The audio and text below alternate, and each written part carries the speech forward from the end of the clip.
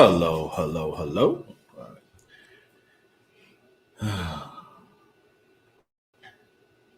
Good morning.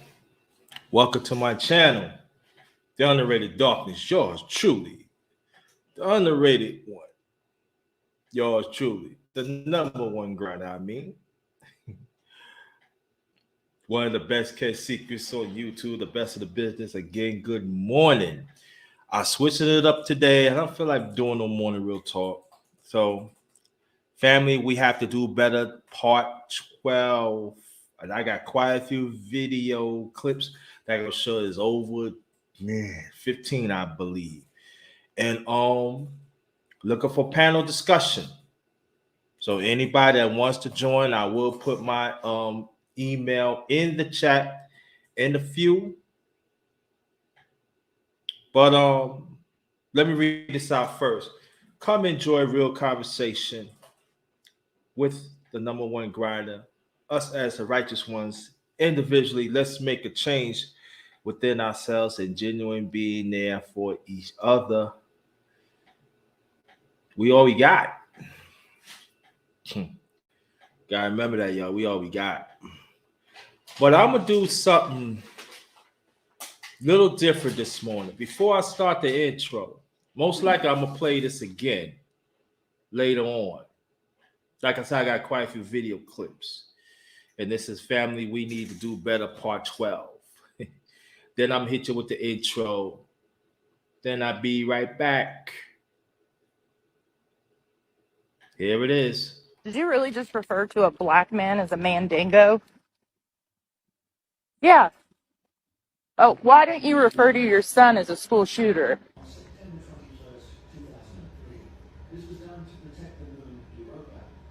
Oh, this white on white crime is freaking entertaining, bruh.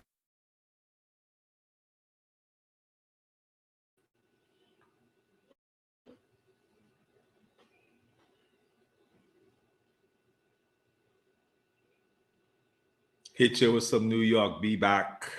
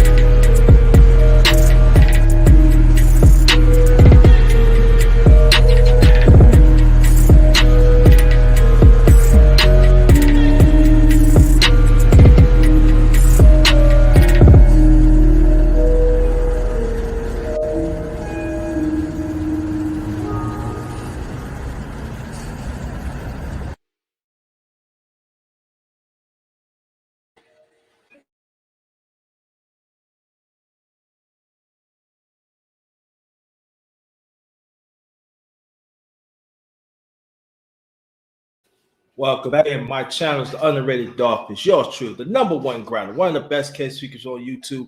This is this morning, switch it up a little bit. This is Family We Have to Do Better, part 12. I got over 15 clips, video clips. And each of them is very, very have a message in it that we need to pay close attention to it. Shout out to brother CER. If anybody that wants to join the panel, my email is in the chat. That's the only way you get on. So, brother Pastor, you know how I do it. And brother CER, you know how I do it. Ladies, you are welcome to join. Please, I want the women to join this too, because I'm telling y'all, it is very, very disturbing that I'm telling our women is advocating for us. And we need to understand that. I'm telling y'all. Us don't listen what the media is saying. Oh, the women ain't protecting our men. Oh, yes, they are. And they not getting no help protecting. So salute to you. So the missus with me, say hi. Hello. There you go. She's working, so she got work. I work, so she was here with me and stuff like that. We eat breakfast together, stuff like that. But it's very disturbing. It really is. And us as black men, we have to understand when we have families, or you in a marriage, or the relationship, we're not the majority. We are the minority. And we have to understand we got to protect that. Don't listen to these brothers. Do not listen to these sisters that is anti-marriage, anti-relationship, anti-family. Can't listen to them. This is very disturbing. Tell y'all. There's a shift is going on that brother Pastor have been talking about, and other brother CER, even the missus, like she's in the past, she sent me some stuff like when she's working. I'm like, what? See, yeah. So as a mother of 5 and majority of sons, she is concerned. Even she is concerned when I leave the house. She checks on me, are you all right? Or, there's other narratives going on.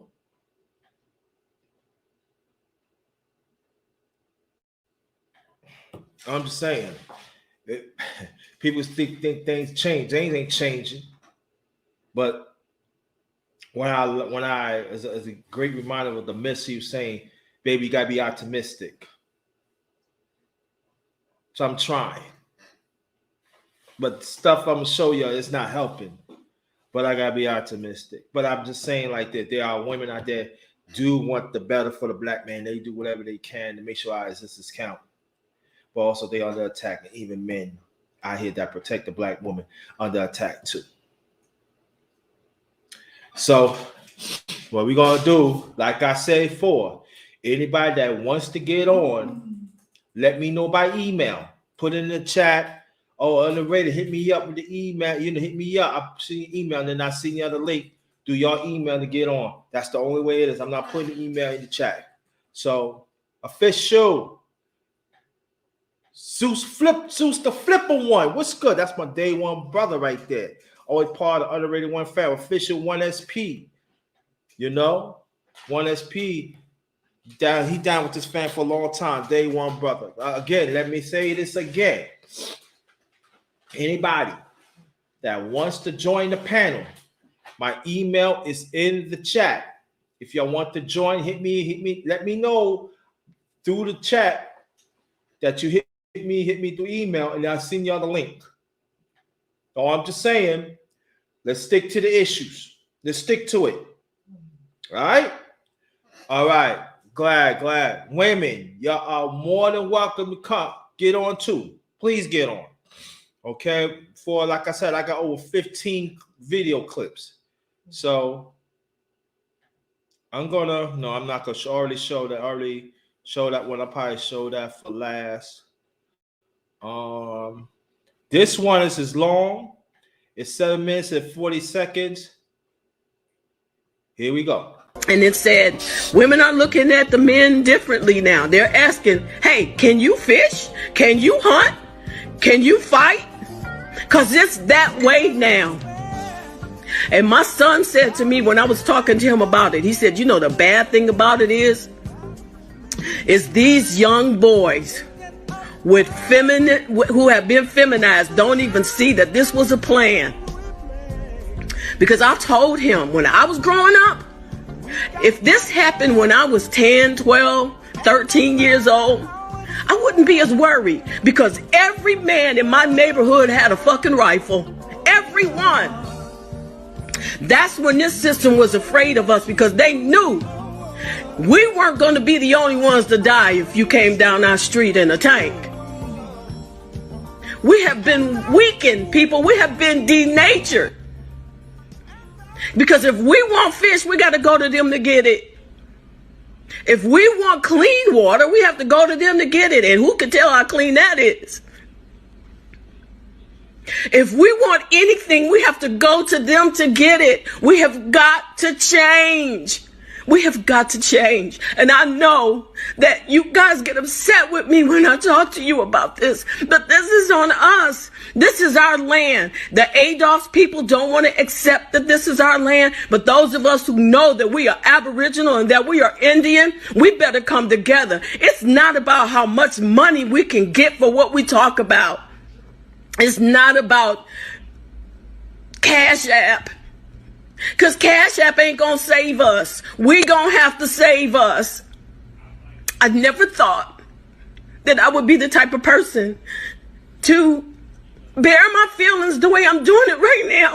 I never thought I would.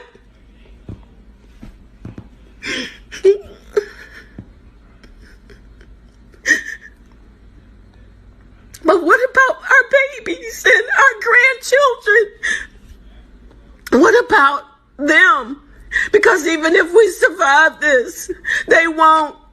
10 years from now, they got another plan. This ain't the only plan.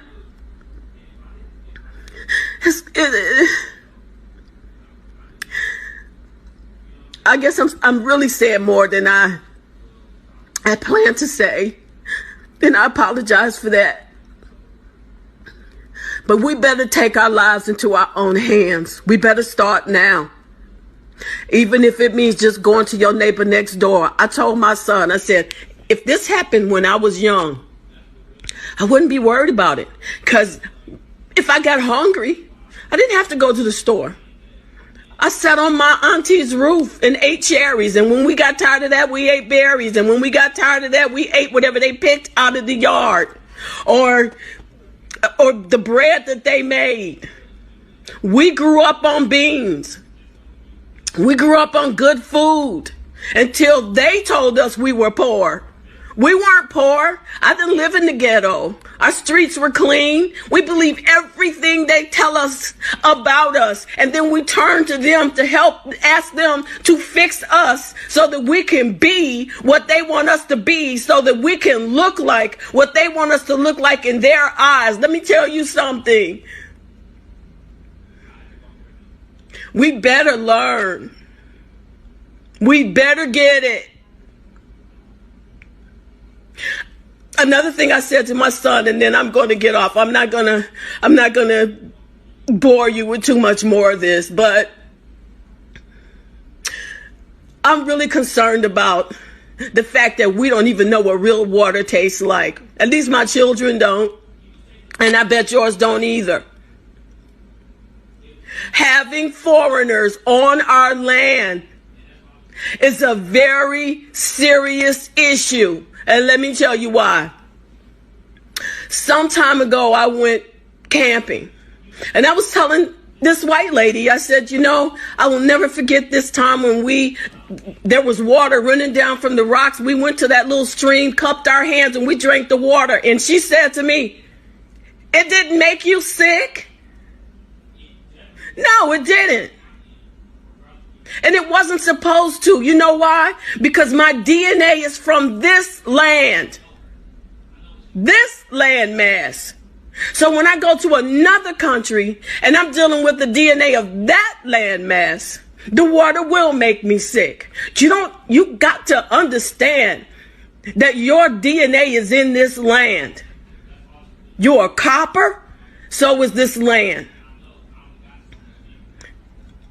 People, just try and get it.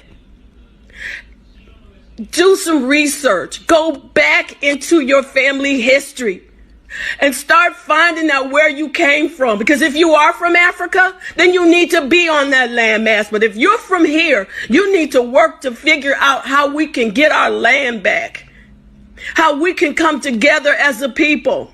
Because if we don't, we're done for. We are. And I know that other people don't say it out loud like this because they're scared. Well, let me tell you something. As brave as I usually am, I'm scared. I'm scared for us because we got to get it. We've got to see it. I don't care what religion you are. I don't care anything about that. It's about the bloodline. We're the same bloodline. We got to stop hating each other. We got to love each other enough to go to our next door neighbor and say, hey man, I'm your next door neighbor. We got to come together. We got to do like we used to do. We got to help each other mow our lawns. We got to start planting food in our yards. We need to get trees that bear fruit in our yard. So if you need something from me, I have it for you. Because I'm going to tell you, that's who we really are. And most of us don't even know, as Aboriginal people, we had the first World Trade Center. That's where they get it from. And it was a world trade, not a world buy. We bartered. We traded. Whatever we needed, we got from another country, and they did the same for us. And we've lost that. We've lost that care for each other and that taking care of each other. It's always about the money. What can you give me if I help you? We better get out of that because that is not who we are as a people. So I've ranted and forgive me for that.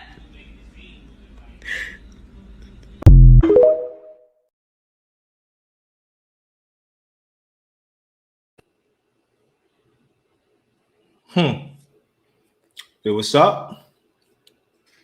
Yeah, brother Pastor, if you still in the chat, right?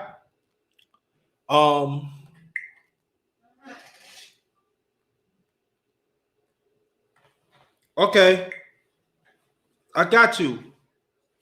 Send me an email on purpose. One purpose. Send me an email right now. Send me an email. You can come up. I don't have no problem with that. You heard that, right?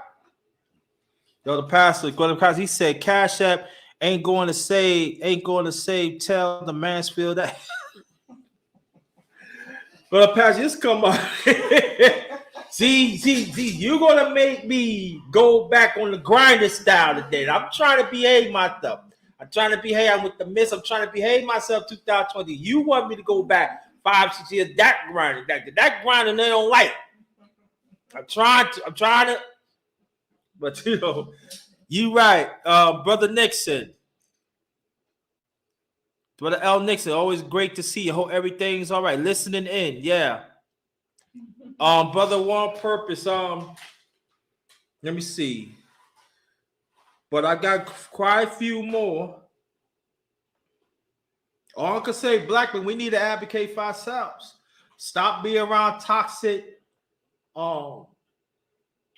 feminine, toxic masculinity. Stop being around it. Stop, because it's not helping us. Women too, stop being around toxic feminine and masculinity. Stop. It's not helping us as a people.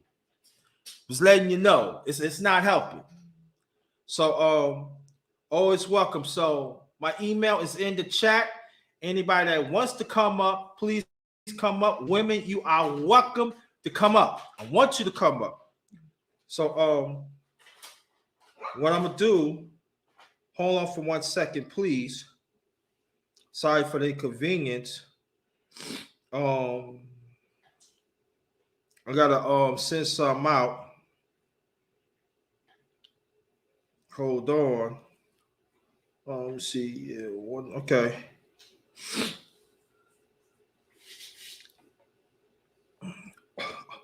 One purpose. Look at your Facebook Messenger. One purpose. Look at your Facebook Messenger. I just sent it to you. Want you to come up.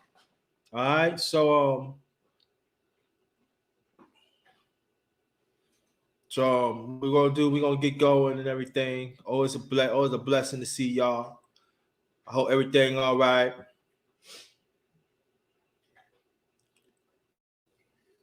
You know, so for me, we say stop being around people quick to talk about stuff that they don't know nothing about. Yeah, but for me, I'm just gonna put it out there. They don't know. They have time to know.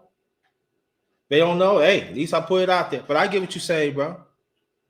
Definitely get what you're saying. So we got quite a few video clips that I'm gonna show y'all. On to the next. Again, anybody that wants to come up, whatever clip it is, stick with what it says. Stick with what it says. All right.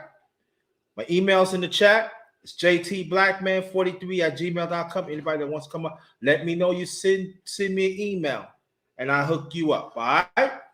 All right. On to the next. The league was never considering continuing the game. I'm gonna keep it real. We in left field. We in left field. I'm kind of hot right now too. I'm kind of hot because we do this every freaking time something happen on this field. Everybody want to pivot and act like they. I done heard people talking about, just the mental health of the players, and yeah, you could die. They don't even know they could die out here. We sit here and talk about this stuff every single time. Schedule remakes, how we gonna make it up, what the league feels about it. I don't give a damn what the league feels about it. Keep it real. Why we don't talk about the stuff that matter? This young man, you want to know how what this you need to know about him? He's 24 years old, right? He got a contract for $160,000. That's his bonus. And he earns $825,000 this year. You say, G. Bush, why are you talking about this man's money? Because guess what? He's been in the league 2 years. That means he's not vested. That means if he never plays another down in his life, he don't get another check for the NFL. Let's be clear about this. You got to play 3 to 4 years before you even sniff a pension. So all this heartwarming and prayers and condolences don't do nothing for that boy's mom that got to go home, look at her son, and he might need extensive care for the rest of his life. And you know what the NFL will tell you? Well, we'll look out for the people like him. No, you won't. No, you won't. Let's talk about the disability policy for the NFL, right? They moved it from $22,000 a month to $4,000 in the last collective bargaining agreement. Did you know that the NFL has a private board that reviews all aspects with their doctors and with their neurologists and their specialists? They can deny benefits even if Social Security deems you to be permanently disabled. The league can come back and then say, the government is they're experts, but let's take it over so we don't pay anything out. Only 15% get approved by Social Security. The league says that number should be lower. Get that. 15% of the people who apply for disability in this country, I know, I was a disability expert. It's very low. I submitted over almost 250,000 applications in 1 year, one time. I know. Since the CTE settlement, only 6.5% of the settlement has been paid, according to the admin's website. I looked it up yesterday. And 60% of the claims have a qualifying diagnosis but have not been paid. Let's talk about this. They're also moving the pension. And that pension, he got to make it to 55. He's 24. And they've moved that between 3,000. They moved it down to 3,000 when it was 5,600 a month. And the last stat that you should know about is the Bills owner Terry Pagula owns the Sabres as well as the Buffalo Bills, and his net worth is $6.7 billion. My question to you is, NFL, when do salaries become guaranteed? If you know these young men are going out there and they could die on that football field, I don't give a damn what your thoughts and prayers are. Do the right thing. I just heard Aditi say it 7 times. This is a savage sport.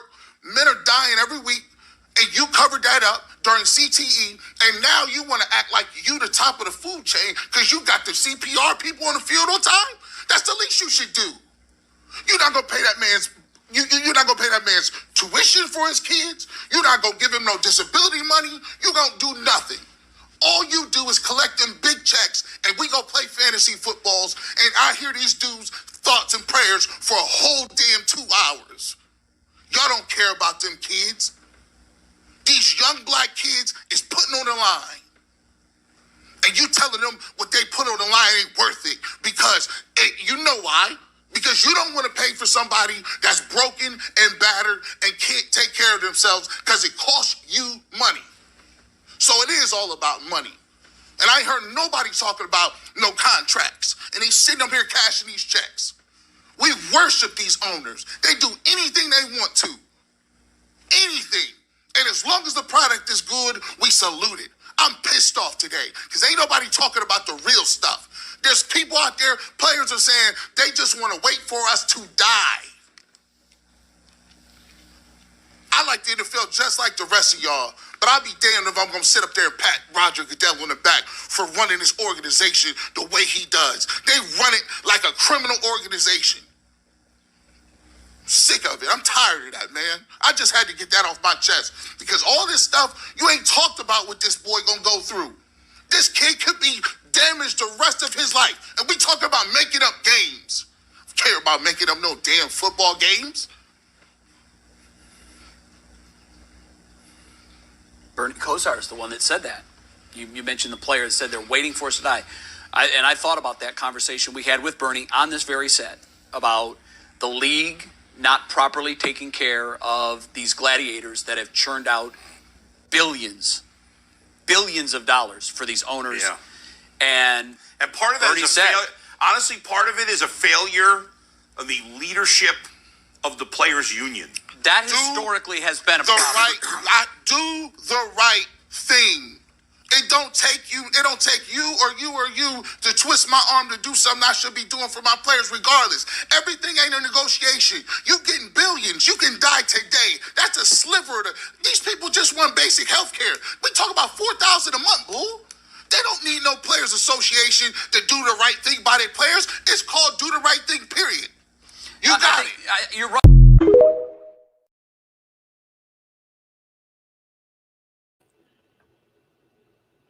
You know what? I'm going to pause right there. We're going to get back into it. I got quite a few video clips to go, but I'm going to get into this. This is my little commentary. I want you to understand the shield, y'all, the NFL. There's no black owners, but they got an Indian owner. They got a white woman owner. Almost 80% is African descent that play in this league, y'all. Y'all better pay attention what the number one grinder is saying. Very loud and clear, because I'm echoing everything of this brother is saying. And you see them 2 white guys is on there, got the nerve to fall right back on saying, what about the players? But why is y'all talking? Y'all been taken care of. But you see how the brother, he stick to the point, right? So we got to understand there are people don't look like us. They don't care. They act candidly that they care, but deep down inside, they don't care. Pay attention to the matches. Pay attention to the patterns, what they saying. Pay attention to the patterns, what they doing. Again, let me say it again. There's no black owner of this dirty shield that I call the NFL. They got an Indian owner and a white woman as owner. So anybody talking about he needs to be included, this league, this should never be included. They wait for us to die. Just as in this space, anybody that speak up for what's right, They blackball us and they want us to die. And I don't want to hear any brother or any sister, well, you got to understand, I don't want to hear that nonsense today or ever, even the past, even the present right now. I don't want to hear what you're saying. Because y'all know who's running the show. You know the ones who's holding the old guard. And I might as well talk about the manosphere, talking about some that willing to be upon this evil shield of social media.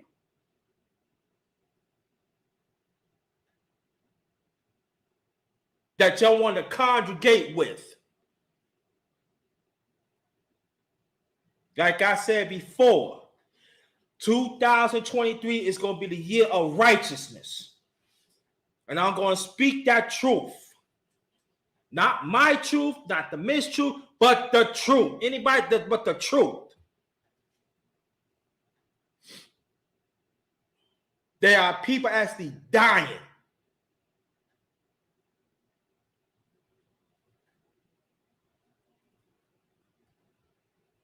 I'm a official. He know. That's why he's smart. Because I'm not playing no games with your unrighteousness. In this space, I said, I'm not playing with y'all. And let me say it again, in this dirty shit of the NFL, there's no black owner. They got an Indian owner and a white woman owner. Who do you think they're going to be on the side of white supremacy?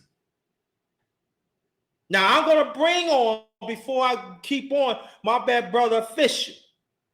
I'm not playing with your fools. I'm not playing with y'all. Now we're going to welcome brother. Listen, good morning. Good morning to you. I'm finally back up here. Oh man, you can hear me good? Got you. You can hear me good? I'm outside. Yes, sir. I can hear you good. Yeah, good morning. Good morning. Good morning to you. Yeah, man. I see how everything is. You know, everything is a little prejudice going on, but you know, I kind of agree with the young lady that was up there earlier that was talking about we need to come together. We need to be stronger. And you know, all of this, they are trying to demasculate, like you say, they trying to demasculate the black man. They trying to demasculate the black man. I honestly believe that. They're doing it. Yes, they are. You remember one time you was talking about slavery, and a part of slavery that they never ever talk about how the black man was getting raped by the slave owners. They never talk about that. Did we talk about this years ago, me and you? Did we? Yeah. In this space, did we? Yeah. They go. Always talk about how the black woman got raped, but they never talk about how the black man got violated. And let me say this, brother Official. Let me clear this up. Me and brother Fish did talk about how the black woman get raped in slavery, how it affect them too. So let me put this out there too. So I don't want your fools to come. Oh, you just want to come on the black man. No, I don't come with me with that today. Don't, because we did talk about it. But he's right. But they don't talk about that much because you know why? Because some of them think we don't count, bro. Oh yeah. Yeah. They don't. They'll never bring that up. They'll never bring that up. Even brothers in the space don't talk about it. I think you're right. Brothers, they don't the talk about NFL.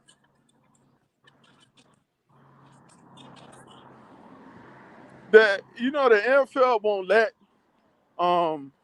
NFL won't let black people become owners.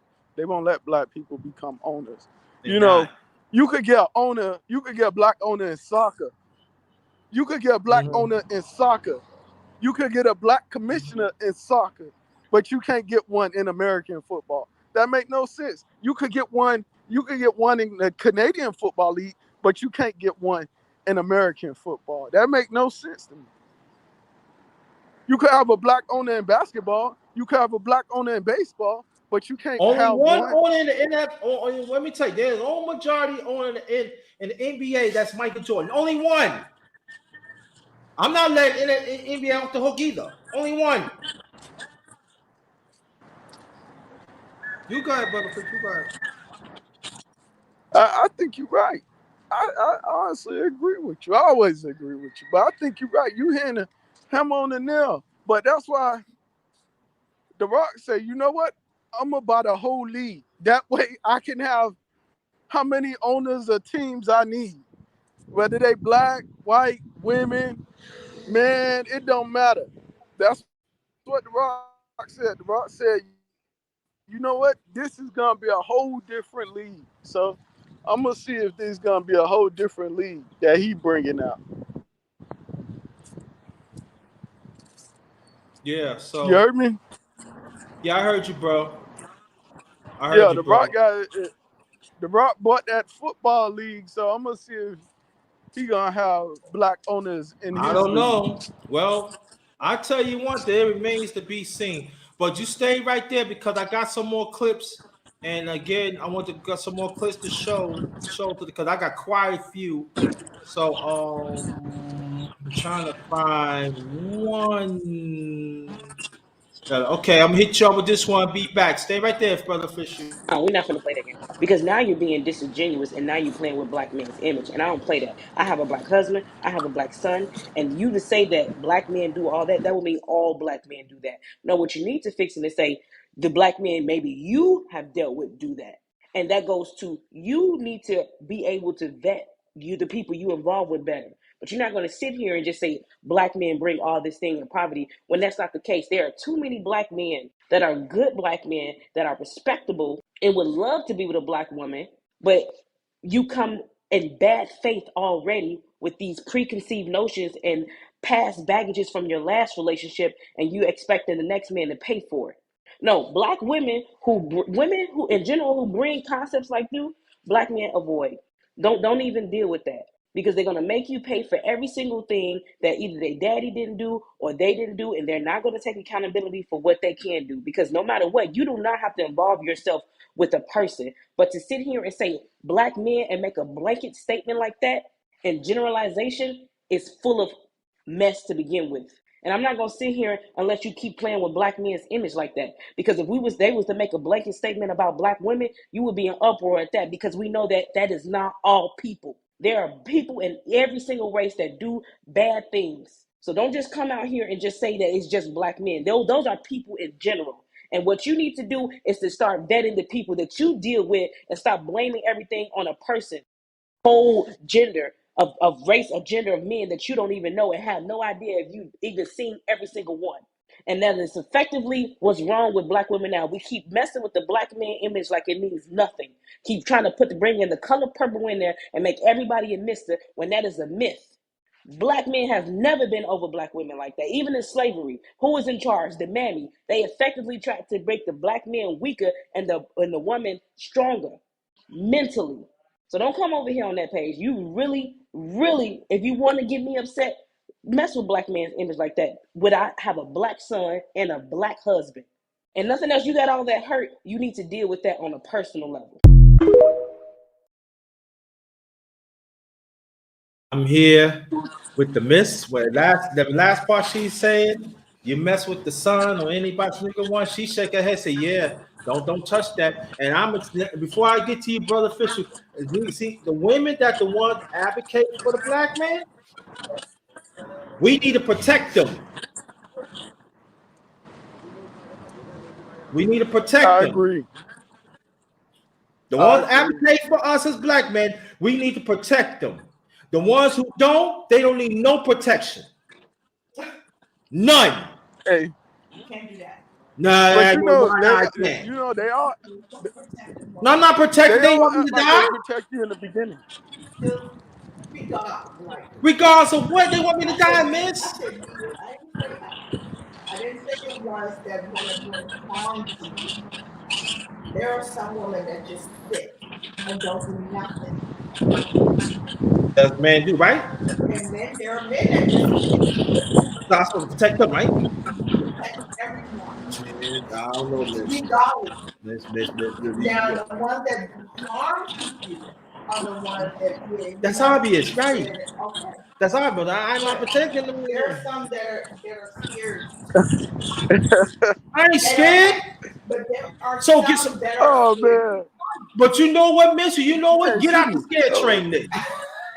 All right, leave the people like me, you, and one SP and the other ones. Get out to the gas scared train. All right. Hey, Let us do the work hey, and help bring back the family. No, hey, no, Mrs. I Jerry. want to fight. It's worth fighting for. All she's saying, Jerry. All she's So, saying, I don't Mrs. know. Jerry, So, is you know what? Send a check. Send a check and let's do the work. Send a check. And make sure the check do not bounce. Okay? that. Good morning. And make sure that you acknowledge the underrated one family. You give us the money, we put in the work. That's all I'm saying.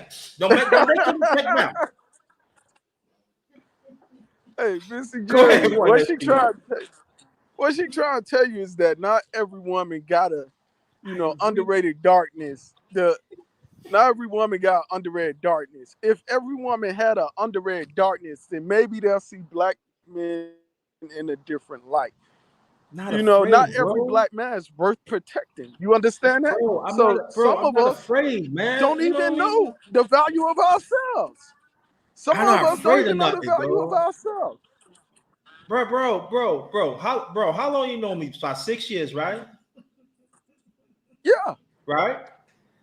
Ain't no listen. I'm not saying that I'm all that. I'm not saying that. But I'm talking about when I was coming up.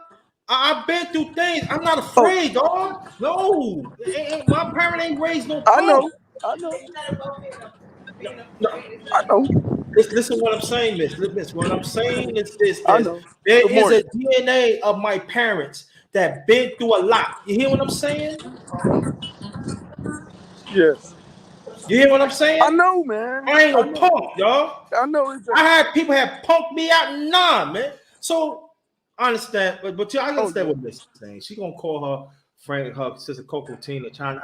Every time I always get double teamed, bro. That's what I'm saying. Thank you. I got somebody on my side. But go ahead, brother. Go ahead, brother SP.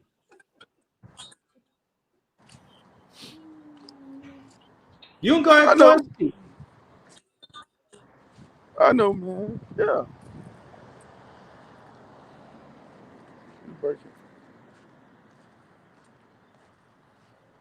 It's just sad, bro. It's just sad, man. It's sad. Like these people, you know what I'm saying? Like you said, like you right. You and the miss, you are actually you and the miss are absolutely right, brother SP. So you know what? You scared, cut the check, and just cut the check.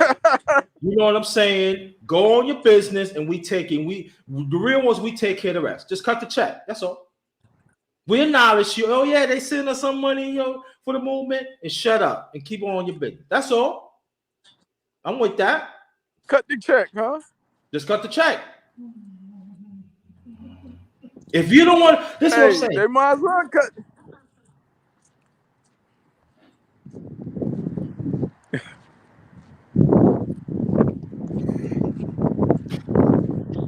That's all right. Yeah, that's what I'm saying. Right? Am I right, bro? Am I right, brother? If you in the scare business, right? If you don't want to get your hands dirty to help out the ones, cut the check. No hard feelings. That's right. We get our hands dirty to do what's right. They should cut the check. You feel me? I honestly agree with you, man. I honestly agree. It's a lot like they said, they demasculating, like society demasculating the black man. And it's a lot of black men that's already demasculated. They already caught up into society. Yeah. So yeah, they're gonna have to cut the check, man.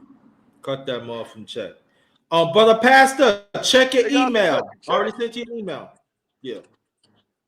Mm-hmm. Yeah, and let me say this though too, brother SP, and any black woman that advocate for black men, they try to demasculate them too. Not demasculate. They trying to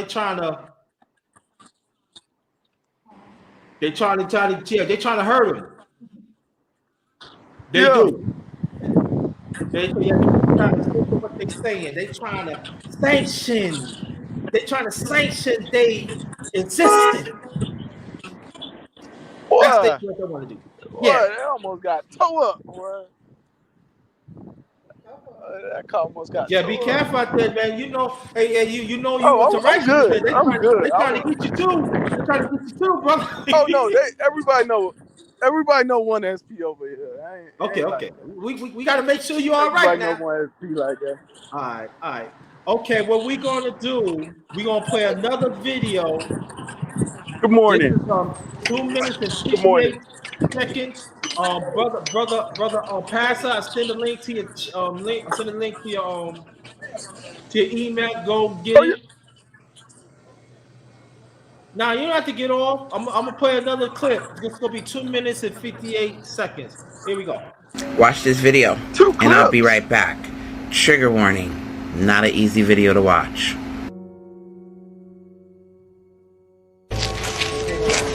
Slaves are fattened for auction, like livestock. Dark-skinned men are bought for the fields, light-skinned women for the house. Traders lie about their ages, even dye a slave's gray hairs.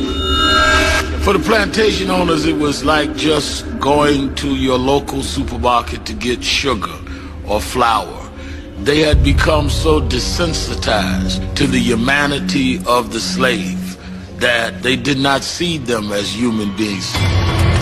Eliza's from a state plantation. She's being sold with her 2 children, Emily and Randall. In Louisiana, it's illegal for children under 11 to be taken from their parents. Boy, come over here. It happens all the time. Sir, please. All right, you go. There it is.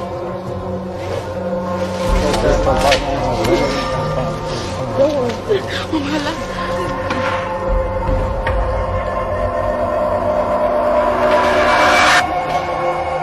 Over half the sales at auction will tear a family apart. If you've ever been 8, to think of being separated from your mother and your father and sold and you'll never see them again. The horror of that, the poignancy of all of that, and yet that's the kind of thing that happened across the South up until the end of slavery.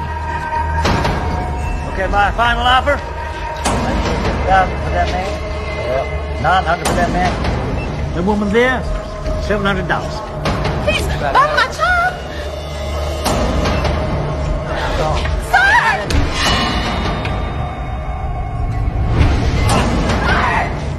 I have seen mothers kissing for the last time the faces of their dead offspring, but never have I seen such an exhibition of intense grief as when Eliza was parted from her child. See, although we celebrate January 1st with fireworks and champagne, remember that enslaved people dreaded this day. They dreaded January 1st because that's the day that they can be ripped apart from their families. We have to learn the accurate history of this country, because once you learn the history, then you'll start to understand the generational trauma that people of color in this country have, especially Black people and Native and Indigenous people. We have to learn the accurate history. So remember, diversity equals power. We can change the world if we work together and protect Black women. Until next time.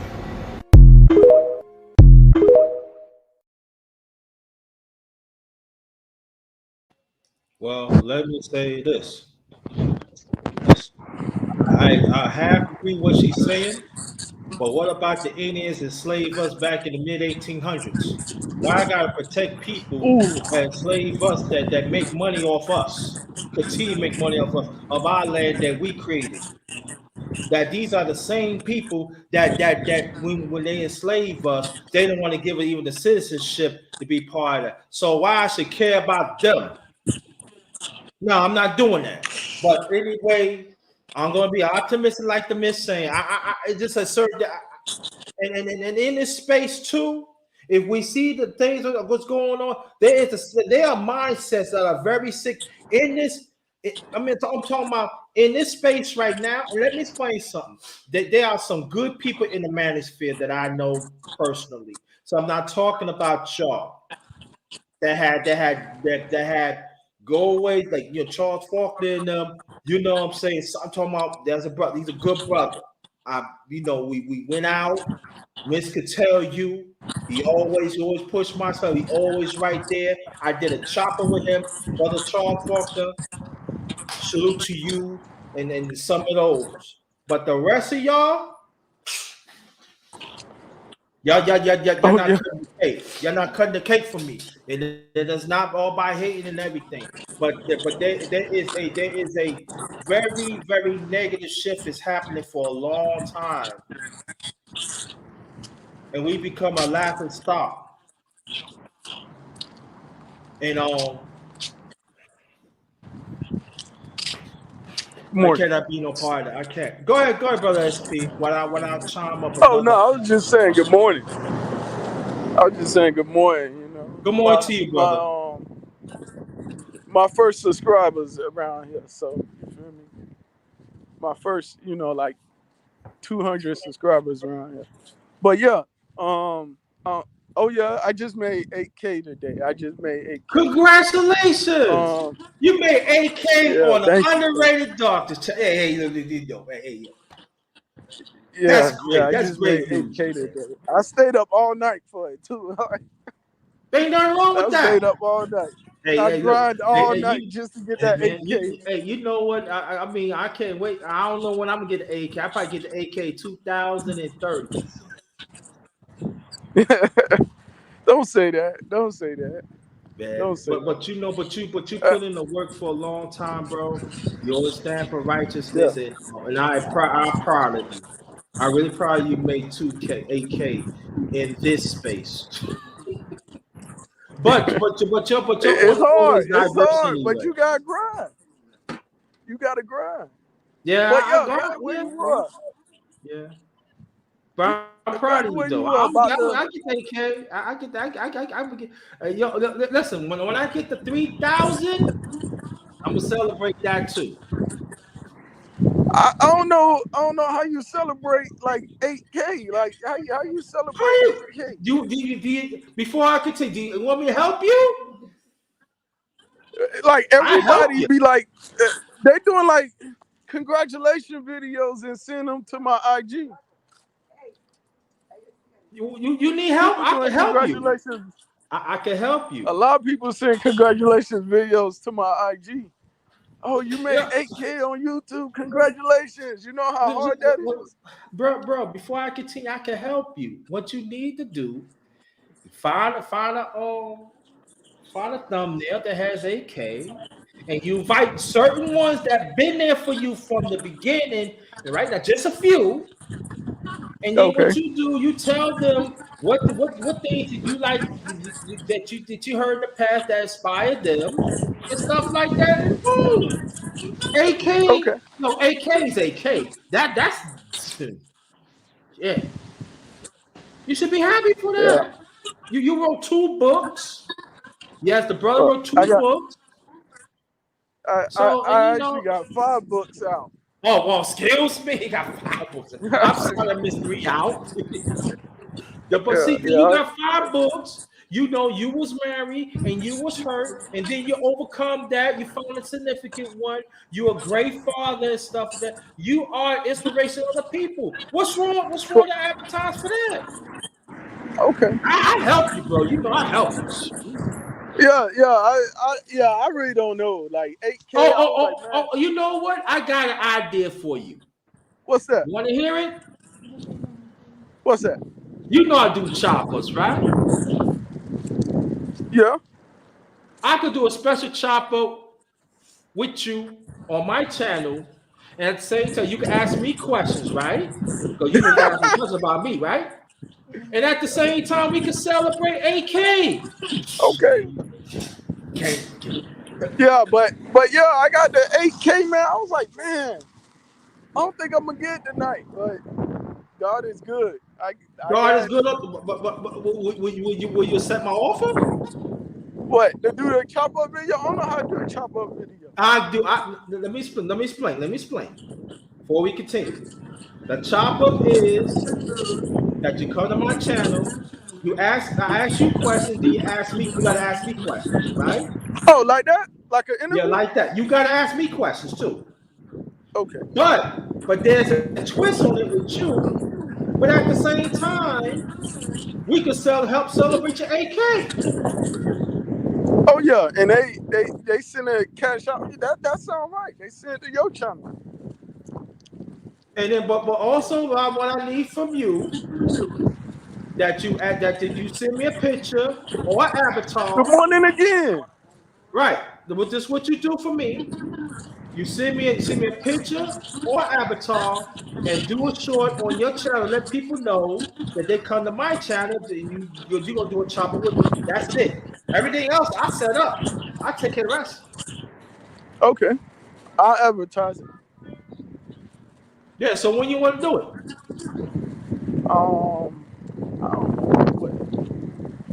How does Wednesday sound? What time? What do I do it? Do you want to do it nighttime? I usually do mine at night. That's fine. Wednesday evening. Wednesday 10:35. That's fine. That's fine. I'll have my kids ready for school by that time anyway. Yeah. Okay, cool. So 10:35 Wednesday night, right? Wednesday evening, yep. So y'all hear it right before we continue. You hear it right then and there. I'm going to chop one brother official, one SP. By day one, brother, going to chop it up with me on the Darkest Round Table, 10:35 tonight. 10:35 Wednesday night. I'm nervous about this. Don't worry, brother. I got you, bro. Don't worry about it. No one grind. I got you. I got you. And also, we're going to celebrate 8K. Don't worry about it. I got you, bro. I'll put the word out. I'll put the word out on my channel. Yeah, but you guys send me the information so I can set it up now. What information you need? Well, you can talk to me about that. You can talk to me about that when we get off. No, I'm gonna say it again. Send me an avatar or picture. That's okay. And also, you do a short on your channel to let people know that you're gonna be on my channel that night. All right. But don't worry about that. After I finish setting it I'm gonna up, do the shorts. I'm gonna do the shorts this evening. Yeah. Okay. I'm gonna do a shorts this evening. And also, you send me everything, and then what I'm going to do after I finish setting it up, I'm gonna send you the link to the show first, right, to your email, so you can send it to other people, and then I'm gonna send you the link to get on the panel. All right. So the quicker you send me that information, the quicker I can set it up. All right. I'll send you the information. I'll send you the avatar and The avatar picture is up to you. No, it's up to you.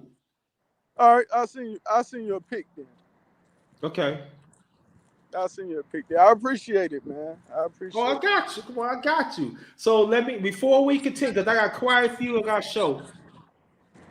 You hear from here. Wednesday night, I will chop it up with the one and only Brother Official 1SP. Wednesday night, 10:35 p.m. Also, we're going to celebrate 8K on his channel. It's going down Wednesday night. Yeah, 8K. I can't believe that, man. Don't you worry about it. We're going to celebrate that. So, send me that information quick as you can, bro, so I can set it up. But I can set it up today if you want. I can set it up today for Wednesday. I got get to the crib because wherever it is on my computer. Okay, wherever it is, any time of day, just send it to me. So what I'm gonna do, I'm gonna play this clip. So people, I got quite a few. So here we go. I've tried to be reasonable, but the reality just not setting in. Because the goal of the post is to make sure that women understand what we need to do to stop putting ourselves in these vulnerable positions. It's time for reality to set in because the world has never been set up for single mothers to survive on their own. The world has always been set up for it to be two incomes. It just so happened the government covered the cost to offset this mass level of broken homes and single motherhood. The deflection is not going to help the situation. The 2019 Census Bureau says that 61% of black men have children, not 80%. So the reality is keep coming back. And we don't want to take accountability for nothing that we can even do. We want to continue to look at what the men not doing or we think they're not doing to justify us doing nothing. I even seen somebody say, well, the 80% of men need to buckle down on the 20% of men to get them to do their job. 80% of black children are born out of wedlock and is contributing from the less than 20% of the men.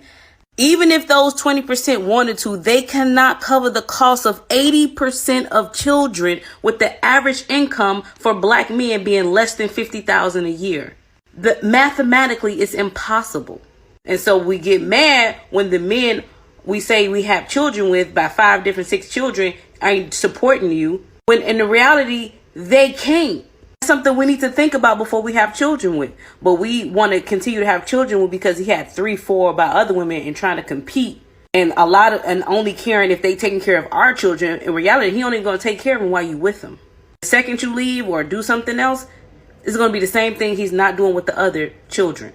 The goal of the post is to stop having children with all these men who already have children. Furthermore, if that's not your husband, don't have children with them. At some point, we got to be tired of bringing children into poverty and chaos. And if you're not setting yourself up and your children for the best possible outcome, what are you doing? There is a bunch of noble men. I'm not going to sit here and just let you talk about that is a myth. When in reality, the myth is you keep choosing the same men that everybody else is choosing and having children by. When I say you, I'm not saying particularly you as a whole. That's what a lot of women are doing. And then want to play the victim and the blame game. Women control who have children. We have the womb. Close your legs. That's how you don't have a child. And we make this such a big, astronomical, complex thing when it's really not. The longer we keep living in this delusion, it's going to hurt the next generation. That's the point. Help the next generation understand that is not the route to go.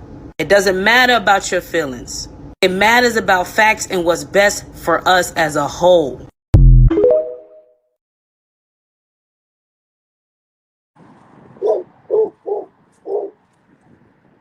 Oh, sorry about that. That's all right. Hey, these are the ones we got to protect. Okay? Go ahead, bro. On 1SP. You can chime on this. Oh.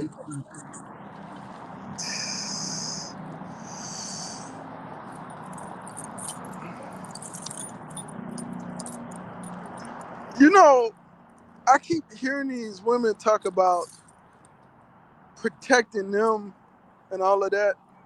And I honestly feel like you feel about if the woman is all about preserving the black man, then that woman needs protecting. Everybody else, they need to cut a check. I'm sorry, they have to cut a check.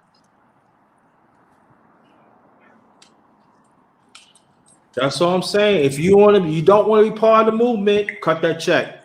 And these are the women we need to protect, the ones that advocate for families. Let me put this out there. Let me say one thing for 1SP. A lot of people don't like 1SP, but he's straight up fair, and he do protect the black woman. But when he protect the ones that protect the ones that believe in families. I want you to understand that he's very firm with that. He's all about families. And these are the women that we need to protect.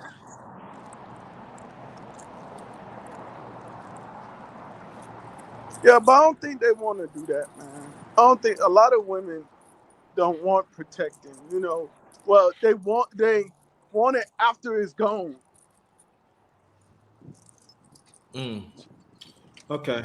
You ever been with let me ask you a question, JT. Go ahead. You ever been with a woman that didn't appreciate you when she had you, but then when you was gone, all of a sudden she can't live without you? Yes. And you know what happened? You know what happened? She's no longer here. She no longer here. No longer here. Oh, I'm sorry to hear that. My condolences. It's cool. But, it's like this, man. God give you signs, right? And you got to listen to them. You got to pay attention to it. And this is the thing that a lot of brothers fail to understand in this space. Despite C's gone, I'm sorry, but look what happened. I got a blessing though, because I'm with the mist though. Oh yeah. I'm with somebody that appreciate my existence, and also I appreciate her, and we work together. Yeah, that's one thing that's hard to find. You know what I mean? So I'm not bitter. I like these men in here. Some of these men in here, they bitter. I'm not bitter. I'm good. Well, I think most men are not really bitter. I think most men just need to have faith in God. That everything, that the stars will align. That the stars will align for them to be happy again. Right. But see, this is the thing about brothers P.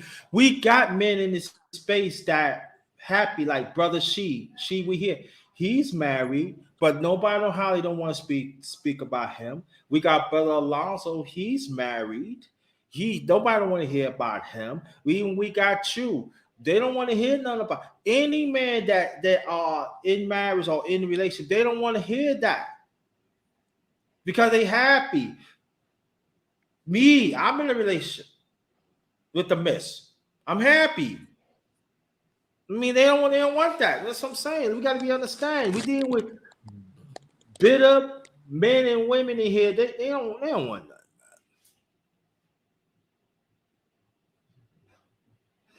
See, like he's breaking up and like that. So, again, welcome to my channel. The Underrated Darkness, yours truly, the #1 grinder. This is family. We have to do better now. This part 12. I'm with the one and only brother official 1SP. Brother Pass. I send the link to your email. Please go check it out. And everything. 1SP, you might have to go back out and come back in because you bargain. So he come back. So this is what I'm going to do. We got quite a few. So you see, 2 minutes and 40 seconds. Be back. If you are a man and you can't pay all the bills, I do not want you to join any mass. Okay, first of all, if a woman is dating a guy who's making average money, how is he going to pay the rent and all the bills and provide food and everything too? These women tend to be delusional about the men they're dating. If you're dating a guy who makes average money, he's going to need help paying the bills. That's just common sense. And even if you can't afford to do 50-50, you can go 60-40, 70-30. So come on, man. Stop that crap. Number 2, a lot of these women tend to be delusional about the men that they date. Number 3, you're saying that these women have to be strong and independent because men are not dependable? No. These women have to be strong and independent because they run the men away. When you run the men away, you have no choice but to sink or swim as a woman. And this is coming from a woman. We have no choice but to sink or swim at that point because we've ran the one person away who's going to help us. So don't sit up there and say that these women have to be strong and independent because they have no choice. No, these women did it to themselves. Number 3, can we have a conversation without yelling and screaming into the mic? Because it's very hard to listen to you when you're yelling and screaming in the mic like that. And number 4, this is you and people like you are part of the reason why women don't like to take any type of accountability. In this entire video, you did nothing but blame the man. What about the woman's actions? Some women, when they get with a good guy who's willing to pay all the bills, as you say, they don't know how to turn off being independent. They don't know how to become feminine. They don't know how to become soft. They don't want to let the man who's paying all the bills lead. And when a woman doesn't let the man who's paying all the bills lead, that is a problem in any scenario. But see, we don't want to have that conversation. We don't want to talk about that though, right? That's what I'm talking about. Men like you are part of the problem.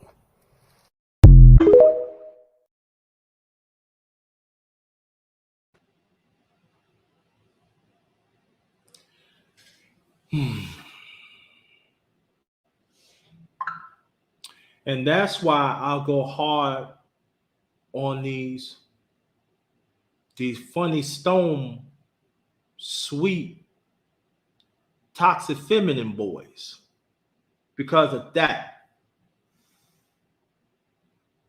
I don't even have to say nothing because she said it for me. And these men are almost more dangerous than the women that are feminists. They are more danger because these are dirty, rotten, no discipline, second hole boys. They're all about the licking and keep on ticking. You want me to say it again? They're all about the licking and keep on ticking. And I'm talking in codes, you know what I mean. These are dangerous men. See, these are the ones that are pushing toxic feminists. These are the ones that average men that they want you dead when you have sex, you stand up being a man. These are the ones that they had daddy problems. I ain't see my dad. I hate him, yo. So all men need to get paid for, or she probably they ain't no good and stuff like that. These are the ones that the media give the mic to. These are the ones need to get destroyed. With the ones, the other women and other men too. They need to get destroyed. Not everybody should get the mic.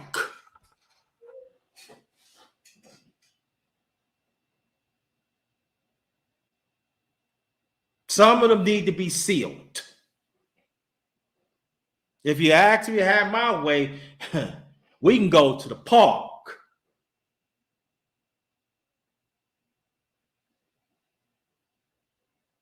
These are the ones that if the system gave them money, they would try to destroy every man if they can. And any woman that advocates for black men, they would destroy them too. And what the sister that I showed y'all, she better be very careful because they're going to come after her. Wicked ones like him. He's a soft boy. He ain't got no masculinity. Because see, when you have masculinity, you have sense, you have discipline, you know about yourself. He don't. He want the sister pat him on his butt, say you can say what you want. Because standing for what's right is hard. Because you'll get ridiculed here, there. But my late father always say this in his own way, that when you're standing for what's right, you got to stand for right for other people. Because sometimes they don't even have a voice. So that's why for me, I don't care. I don't care what people think about me. I'm standing in the system, yeah. And when I see the examples that I'm showing you, so I got more to come, but I want to get this out. Yeah, women do advocate for us. That some people in this space, they fail to say that, but they do. They need to be protected. Because some of your brothers is not doing the work, not doing the job, and even some of your women ain't doing it. But you take the cash apps, right? You take the PayPal, right? You take the super chat, right? To destroy the the righteous ones. Go figure that out.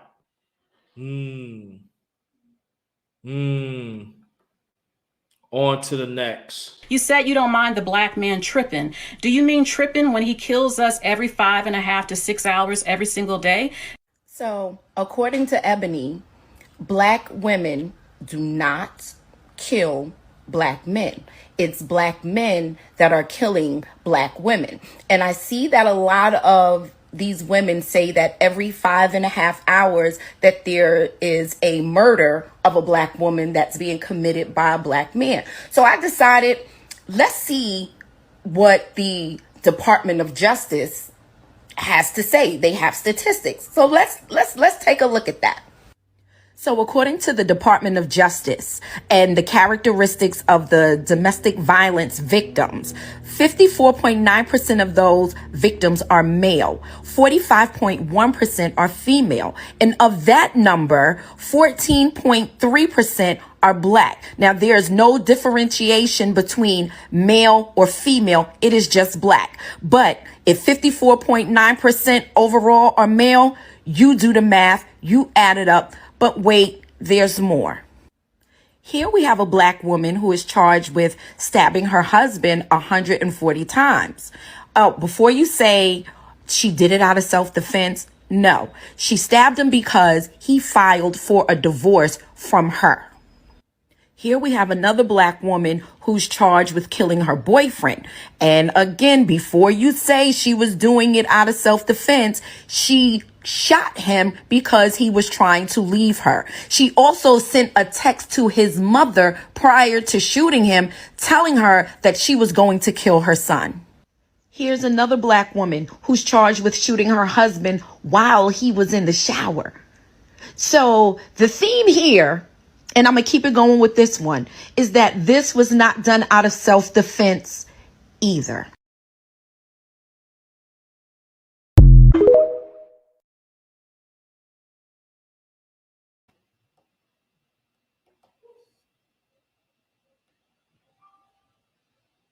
Salute my brother McLean in the building. Bronx Biggs himself. Come on up, brother Clem. We got the one SP come back in the building. Yeah, I apologize for that. You know, my auntie was calling, talking about, am I going to take her Everything to all right, bro? Oh, yeah, my auntie just wanted me to take her to the clinic. You know, my cousin died, like last month. So my auntie just wanted me to take her to a clinic on Friday. Yeah, good. One eyes love to talk. Now, brother McLean, check your Facebook Messenger, please.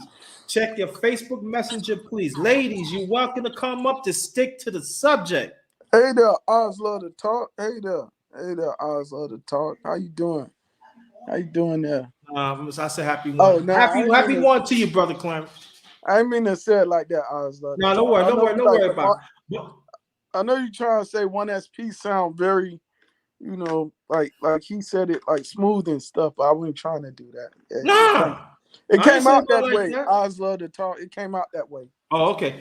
Now, the clip that I just seen, right? Yes. Do you see the clip? I seen it about the domestic violence, about black men getting abused more than women. Now, there is the first story that she told. I remember Eyes Love to Talk, and even the Miss was on there. No. Coco Tina was on there. I did a story on that too. I did a story on the first one. The first one she talked about. I did a story on that on one of my afternoon talks on this channel. And it's very, very disturbing that I think in the near future I'm going to preview that story again on my channel. I'm going to preview that. Let me tell you the story a little bit. It was she was married to a husband. This is in Florida. He was on disability. She stabbed him over 140 times, and she took the meat cleaver and chopped it on his skull. He was already dead. That's not even a crime of passion. If she got the meat cleaver over his head, But he's already dead still 100 sometimes, right? Yeah, that's not a crime of passion. Okay, so right, so let's put this out there then too. See, these are the stories they don't want you to tell. Yes, brother Sheed. Yes, I did a story on that. That was calculated. I think you was on there too. I'm not sure, but yes. And this can happen all the time. But see, the media do not want to talk about it. And in this space, they don't want to talk about it because you know what they said to me? Oh, you all against the black woman. No. The domestic violence is domestic violence because even a woman even a man hit a woman, that is still domestic violence. I straight up. But you have to understand too, stuff what the sister was talking about in that clip, they don't want to talk about. Yeah, because we know we don't hit women. So that's and some black women take advantage of that. Some black women and they play if you're not gonna hit y'all. me, then you know what, you're a punk. And it's completely the opposite.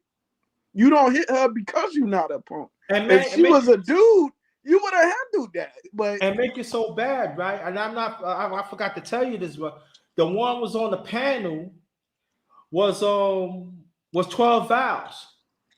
Was very upset over that. Oh yeah, 12 Vows. Yeah, she don't. Yeah. She hate to hear that men get abused. She hate to hear that. She was on. Because she got a son, you know. So she did some more digging because I didn't have all the really information. She did some more thinking. She said this premeditated.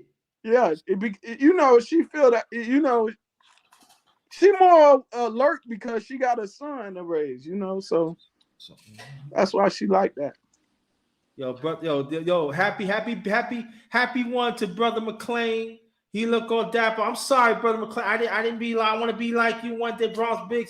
You see, I had to tip the saddle. So I had to get my New York on. You know what I mean?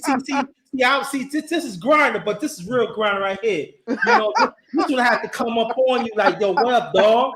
I have to get you, dog. You know what I mean? I have to get you. Yeah, I have to get you. You come back the other way. I have to come get you. Yes, I have to come get you. When I put the hat down, you better watch out because I'm coming out. Let me do it sideways too. No, mine ain't working out. Mine ain't working out. But what we're going to do today, I don't celebrate birthday, but I'm gonna do it like this. What I'm gonna do for Brother McClain, I'm gonna celebrate the 40 years that you've been on this earth. And I'm going to celebrate for you to always been there for me that I needed to. And I want to thank you for that. So we're going to celebrate. Again, I don't celebrate birthdays. I don't do that. But I'm going to acknowledge your day. Your existence. Your existence. Because it's hard for the black man to live to see 40. Your existence, just your mere existence, you being here right now, is a celebration in itself. It's a celebration. So we're going to dedicate your existence today. As an intelligent black man, an educated and educator of a black man, you need to be celebrated. Yeah. And Brother McClain is from New York too. He from the Bronx now. And I'm going to tell you one thing. He know Woodlawn Cemetery. So if you mess with him, I know where to take the 4 train. So anybody knows Brother McClain, let me know. I know how to take the 4 train to Woodlawn. I will bury you in Woodlawn. Trust me on that one. I know very well.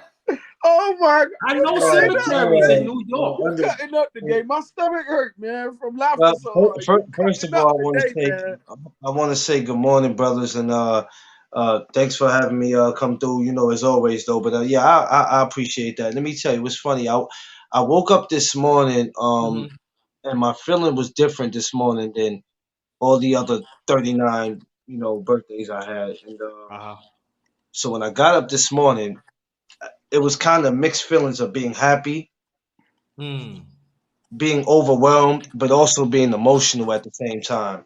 Ooh, that's powerful. But I thought about the first thing that came to my head was, damn, man, you know how many years you done went burying your dead homies? And how many of your people? I have a young friend, he's younger than me, 31 years old, who was just sentenced to 75 years. Oh, shit. And that was another reason why I got kind of emotional today, because I was just like, damn, this is my man, and I hate to see that happen. So I started going down the whole. I went down. How could you say it? I went down a long list of how my life has went coming up, and I started thinking about everything, every little thing I could think of, and it led up until today, where it was like, if you never thought you had a reason to be here, or you never understood what your purpose was, uh, God had you here for a reason. You were here for your 40th birth to see your 40th birthday for a reason. It was not by accident. There was no confusion. There's no mistakes. You're here, and even as I speak to you now, it's still overwhelming, and I still get emotional. And even though people go, you got, a lot more years to go, but you have to understand this. And I want to make this clear, right? And I don't want people to feel any kind of way about what I'm gonna say, but y'all gonna feel some kind of way Just say about it, man. Just say it. I gotta get it off my chest. I'm tired Go of ahead. I'm tired of you older cats acting like y'all wasn't a certain age at one time. When somebody says they're turning 40, stop going out of y'all way to say, "Oh man, you still young, man, you still a baby." No, I'm a grown ass man. Grown ass man. You understand? I have to bring that up because when I say my age, people are saying like I'm throwing it out there because I'm super old. No, every age is a celebration. Nobody stays the same age for 20 years. Some of y'all act like y'all wasn't a certain age. So if you 65 or 70, stop acting like you've been 65 for 20 years. Like, stop it. Right. You know what I'm saying? Right. Because in my era, I came up in the crack era. I was Right. born in that era. So for me to get from 1983 to 2023, man, bro, that's a blessing, man. It's a blessing, and I pray that I'm here for 40 more years. But I just needed to get that off my chest because I hate when people go, "You're a baby." No, a baby don't have their own apartment. A baby don't have a damn job. A baby needs somebody to wipe their ass. Ain't nobody wiping my ass. I wipe my own damn ass. So when somebody tells you their birthday, unless they're 17, 18, 19, and even at that age, it's kind of hard to say something to them because a lot of them are dying at that age. Let's just respect that when somebody says that, it's not so much they throwing their age out there. They're just respecting and acknowledging the fact that, hey, I came this far. And it's a blessing. So I just want to throw that out there. Let's just remember we was a certain age at one time too. Yeah, and I didn't mean to bring it. Well, Brother McLean do want to bring it up. Look what they say on my birthday, and he heard it too. Like, damn! I remember one time somebody's birthday. He said, "Damn, only Ray lived to see 56 years," and I did like that's a nah, brother. I said, Brother McLean, it happens, Damn, he lived to see 56 fucking years. He with the miss, and y'all still don't think. And I never forget because even Tiffany was signing off. Like, what the fuck is wrong? I said, that's the way it is. And it's sad because we don't value each other life like that. Like me and you do. Especially as a black man. And I'm sorry, I don't give a and I'm gonna get to your eyes because I got other clips I gotta see, other clips I want y'all to see because I quite a few. But I have to say this though, and it goes to black women too, but I gotta stick to black men. It seems like when it comes to us, we don't advocate for each other like that. It's a blessing. It's a blessing to see a black man live. 40 years old? Do you know what the average age of cutoff it used to be? It used to be 60. DS1 did something, I think it was a few months ago, last year. You know the cutoff times for us is in the late 50s. Yeah. They decreasing almost every year, y'all. And we don't want to celebrate. So, yeah, fuck. No, ain't nothing like that. No, I'm not gonna let it happen. But brother McClain lived to see 40. He with his happily white Tiffany. You hear him say he doing his thing, and I acknowledge the brother. It's not that I know him, just to know him. I probably had a little prejudice over. I don't give a fuck. Y'all can't do me shit anyway. Fuck y'all. But I seen his growth. Y'all can't do me shit. Y'all can't. Fuck y'all. But I'm gonna stick to this. I'm picking the year of righteousness because the grind come out. See, I have to tip my hat on y'all like this. If I tip my hat on New York, y'all niggas dead. But I go. I'm like the miss. I'm be optimistic. But I'm saying this that here's a brother that I know, and I can say one SP. Let me hit eyes love to talk. Hit it up here so she get on it. But I know this brother going on 3 years. I know one SP. We my day one brother. My day one brother. And I could say this that these two brothers, they don't always make sure that I'm okay, and it ain't all about me.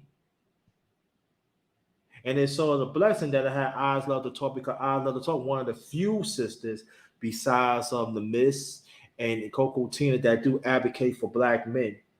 And like I'm gonna say this again, and I'm gonna keep on saying it again because your motherfuckers don't even know. Cause I tip my cap on your motherfuckers like this. Let your niggas know I ain't done the fuck with. I'm gonna start doing that shit too.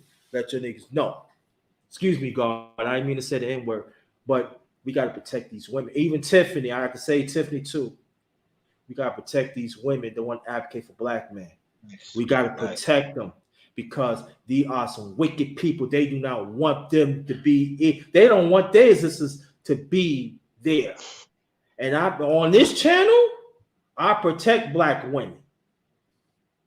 I protect righteous black women. I don't protect unrighteous ones. So I'm saying this today.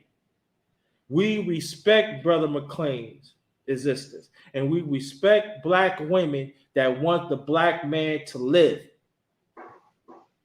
We respect the black women that wants to live too, that wants to fight. Like Eyes Love to Talk and a few others. So, like I said, when y'all start saying something, I'm gonna start tipping my hat on you. When I tip my hat on it, you're finished. I'm letting you know right now because I'm telling you, I'm trying. God, forgive me. Don't hurt him, underrated. Don't hurt him. I'm trying to be the year of righteousness. I'm trying real hard, and the Missy helped me greatly. But it's just that these people has to go. You understand what I'm saying? These unrighteous ones have to go, man or woman. Y'all have to go. You're right. I got some broom. I'm gonna buy me a broom and a pen. These for the unrighteous need to go. Because you're holding up space. You're down with the devil army. We need to sweep you up, put you in the abyss, and y'all need to go. I'm tired of y'all. I Love Talk did a powerful stream yesterday. Y'all need to check it out. And she talking about these no good. Oh God. Y'all need to go. Oh, we're talking about these. I'm gonna bring it up anyway. Fuck it. This is my shit, and we gonna get back to these clips. This is my shit. I can say the fuck I want. Fuck that. I'll say the fuck I want. I know the myth. She said, "Oh shit, yeah, I'm here." So I'm saying, like, your trans got the nerve to talk about. Oh, I want to be a damn woman. Shut the fuck up. Shut the fuck up. And then your trans and your women want to be man. Shut the fuck up. I'm tired of y'all. Me and I Love to Talk. We're going to do something together this week because I'm tired of nonsense. I am sick and tired. You know, and then some of y'all, and I'm going to tell you, and I got to get this up before I show these clips because I'm going to get the Brother McClain too. We're going to announce him. Then I'm going to hit these clips because I got to get this off. And then some of y'all heterosexuals and say, it's okay. They need to be announced. I'm going to deal with y'all too. I got some plans for y'all too.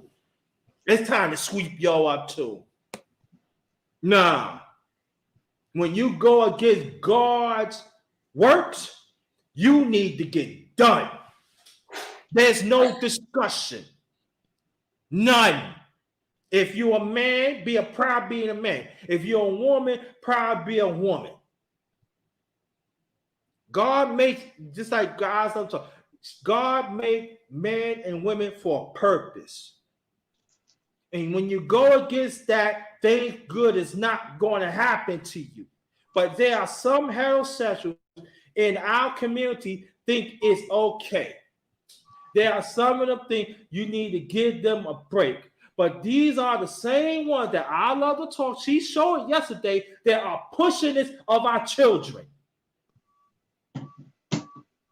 They are pushing this. But we don't supposed to say nothing. Give them a pass. Ain't no pass. Listen. Bunch of fake jacks, funny stone people. I'm not giving you no pass. Fuck that. I'm not giving you no pass. You going to get this work because I'm gonna tip my hat like New York. Well, when I tip my hat, it's done. I'm letting you know right now. This is the years of righteousness. And I'm talking about some of us do get off sometimes, but get back on the course. Because we fall. We're imperfect. We fall. But get back on and be on the right track. And it's not easy to stand up for what's right. It's not easy. It's not easy, y'all. Because we not the majority. We the minority. But we on the right track. God will bless us. And God will keep us going. Forget all that. But we're going to pass it to sister. I love to talk, and we're going to get back to clients, and we got to get back to some more clips. I want to say happy born day to McClan, if I'm saying it right. Congratulations, brothers, for seeing your 40s. I just turned 40, so I was happy to see my 40s. Everyone is like, oh, you're 40. Some people are like, oh, you're old. Listen, baby, I'm happy to be 40. I was happy to turn 35. I was happy to turn 30.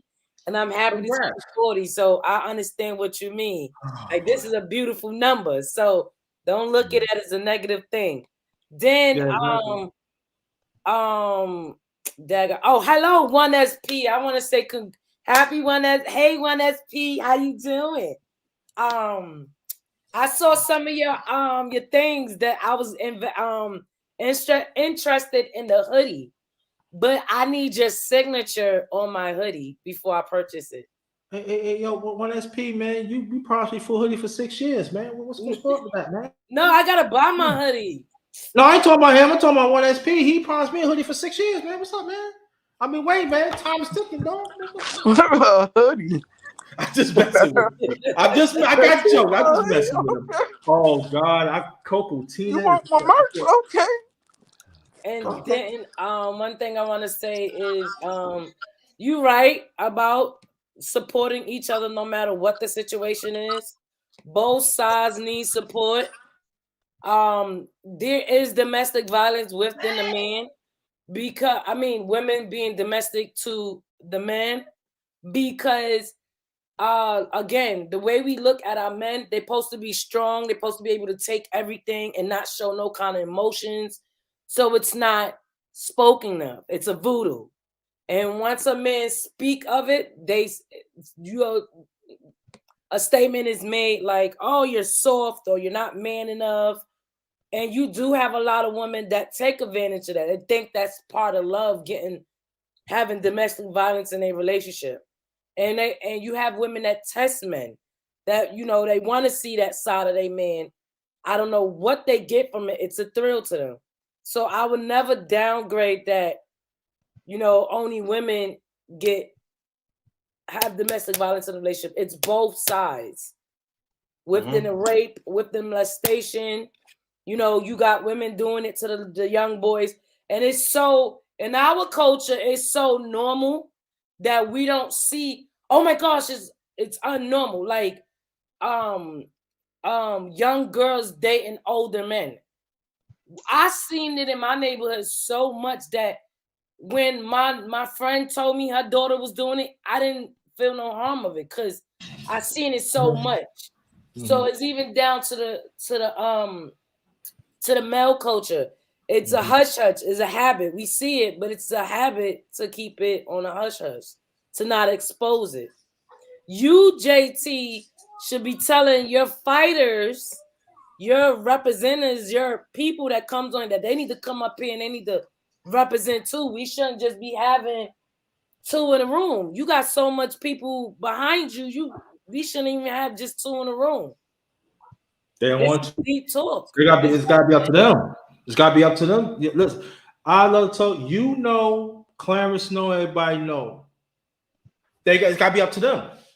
Because listen, Well. The thing is, we've had what she's saying. I mean, it's very true. But we have had conversations like this behind scenes, and me and Underrated have tried to push these type of shits. But if you ain't talking about what people want to hear, they ain't with it. And even 1SP too. 1SP for a long time talked about black men. You need to be held accountable. Black women, you need to be held accountable. But this is what I'm saying. You're right. I'm trying. But listen, how many times I keep on pulling the wagon? I'm trying to pull the wagon. Nobody don't want to get on it. It's funny that we're having this conversation because I think last week, correct me if I'm wrong, Underrated. I believe it was last week or the week before, I just did a show about domestic violence because we were talking about Javante Tank Davis, about the fighter who got into the situation with his girlfriend. And I did a show because I don't just talk about boxing. This is what people get twisted. When they come on my platform, they think because I'm involved in boxing, that's all he talk about. Nah, when you come to my platform is the home of real conversations. So we're going to talk about whatever I feel like talking about, whatever's going on in the world. And I was explaining to somebody how I thought domestic violence was cool. I used to watch my sister get her ass whooped all the time by her baby father. And I thought that was the way you're supposed to treat a woman. Oh, so this is how you get a woman to listen. You whoop their ass until I had to realize when I watched my mother and my father relationship, there was never neither one of them putting hands on each other. So I said, wait a minute, something is wrong about this picture right here. Oh no, see, I ain't gonna keep watching you do this to my sister. This shit gonna stop today. And I've seen it, me and my wife was just out the other day and we watched two couples get into it and we watched the dude literally take his left hand and just knock the girl out. And he was with her. They're a couple. They got into it. He was getting mad at her because he asked her to shut up. She kept going. He decided, oh, well, this is the way to shut you up. Let me knock your ass out. And it was just, it hurt my wife more than it hurt me because she felt some kind of way. But, domestic violence is something, like you said, it comes from both sides. I was 5 years ago, I was accused of putting my hand on my ex. And when I didn't do it, all I wanted to do was get my stuff and leave the house. But because I was breaking up with her and she knew it was coming to an end, she had to, I guess, find a way to make me feel bad. She was in pain, so she wanted me to feel some of her pain. So I ended up getting locked up for something I didn't do. Spent time, 2 weeks. It's not a lot, but I spent 2 weeks in Rikers Island, which anything could have happened to me. If anybody know what Rikers Island represents, it's probably one of the worst places you can ever get locked up in. And especially if you're in Rikers Island for something that you didn't do, or rather if you did do it. You got dudes that's in there that's about to leave there and go upstate and do life in prison. And you're in there for something that you didn't do. I could have easily lost my life out of those 2 weeks for some shit I didn't do. So my thing is this: the best solution I can give to people, when you feel like that it's about to go there, your best bet is to go outside, find somewhere to go and cool your ass off. Or if that's not gonna work, you got to get your shit and go. I don't care if you're married. I don't care how many kids y'all got together. I don't care if y'all been together since middle school. One thing you don't want to do, right, is when it's all said and done, is to be standing in front of that judge being accused of a DV. It's not a good look. So that's the best. And it's not running. Oh, that's all you men do. You pick your shit up and run. But if I'm a runner, call me a fucking runner then. But one thing I'm not doing, baby, is while you out here still sucking and fucking, I'm sitting in here in prison. I'm in here with killers and murderers. So if I'm going to be labeled a runner, I'd rather be labeled a runner. But I'd rather be labeled a runner who still has his freedom. One thing I don't want hanging over my head, I got a 14, 15-year-old, plus I got 2 grandchildren. One thing I don't want them to do is that, hey, my father or my grandfather was a woman beater. Or this is what I know about him. I don't know much about him, but I know this is what he was accused of. I don't need that. So I say this to the ladies. All that he loves you. If he loves you, he wouldn't keep beating your ass like that. And the same goes for the men. Same thing go for the men. Same thing go for the men. Oh, she got the best sex. She got the best head. I've been with her. Man, I don't give a damn about none of that. Your ass can be replaced. I love my wife to death, but if there's any day she thinks she can't be replaced, your ass can be replaced. It can happen to the best of us. But at the end of the day, it goes for both sides. Domestic violence should never have to come. Domestic violence should never have to come up. Before it get to that point, leave. Yeah, but you know, I want well, go ahead. No, let me say this because I got some more clips, and then that one SP after that I got some clips. And I will tell these men because I already talked to the men. Sometimes the best Slurpee could get you locked up and killed. Remember that. Let me tell these men in these space again. Sometimes the best poom poom and the best Slurpee can get you locked up and killed. Yeah. And that's a simp attitude, okay? Oh my God. Oh my God. Then after that, you've been oh no, that's your fault. Remember that? Yeah, I just came up with it's just true. No. It is. I see men get like, Brother McClain, anybody that knows that been in New York any other way, let's be honest. We see some simp brothers say, damn. Then all of a sudden she set you up. I'm talking about something. They set you up, you being right, man, I ain't did that shit. All of a sudden. And then after that, you become a booty man, run up. And then all of a sudden, A train, GG train, run up in you, and you become a token boy. You become a metro pass, get passed all over the place, and you stop at the train. I love you underrated, but you be doing put you in the damn park and everything. You lay up on the bench, and then after that, you know that there's somebody. Oh yeah, what's up? And then boom, boom, boom. I'm just saying.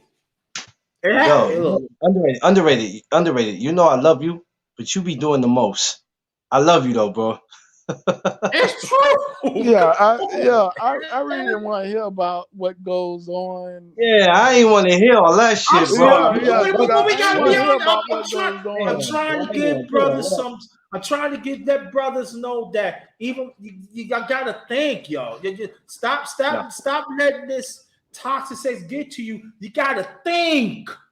Don't let no problem what the system is telling you to do. Think, brothers, cis women, think. We got wicked people in the system. Want to see you get destroyed.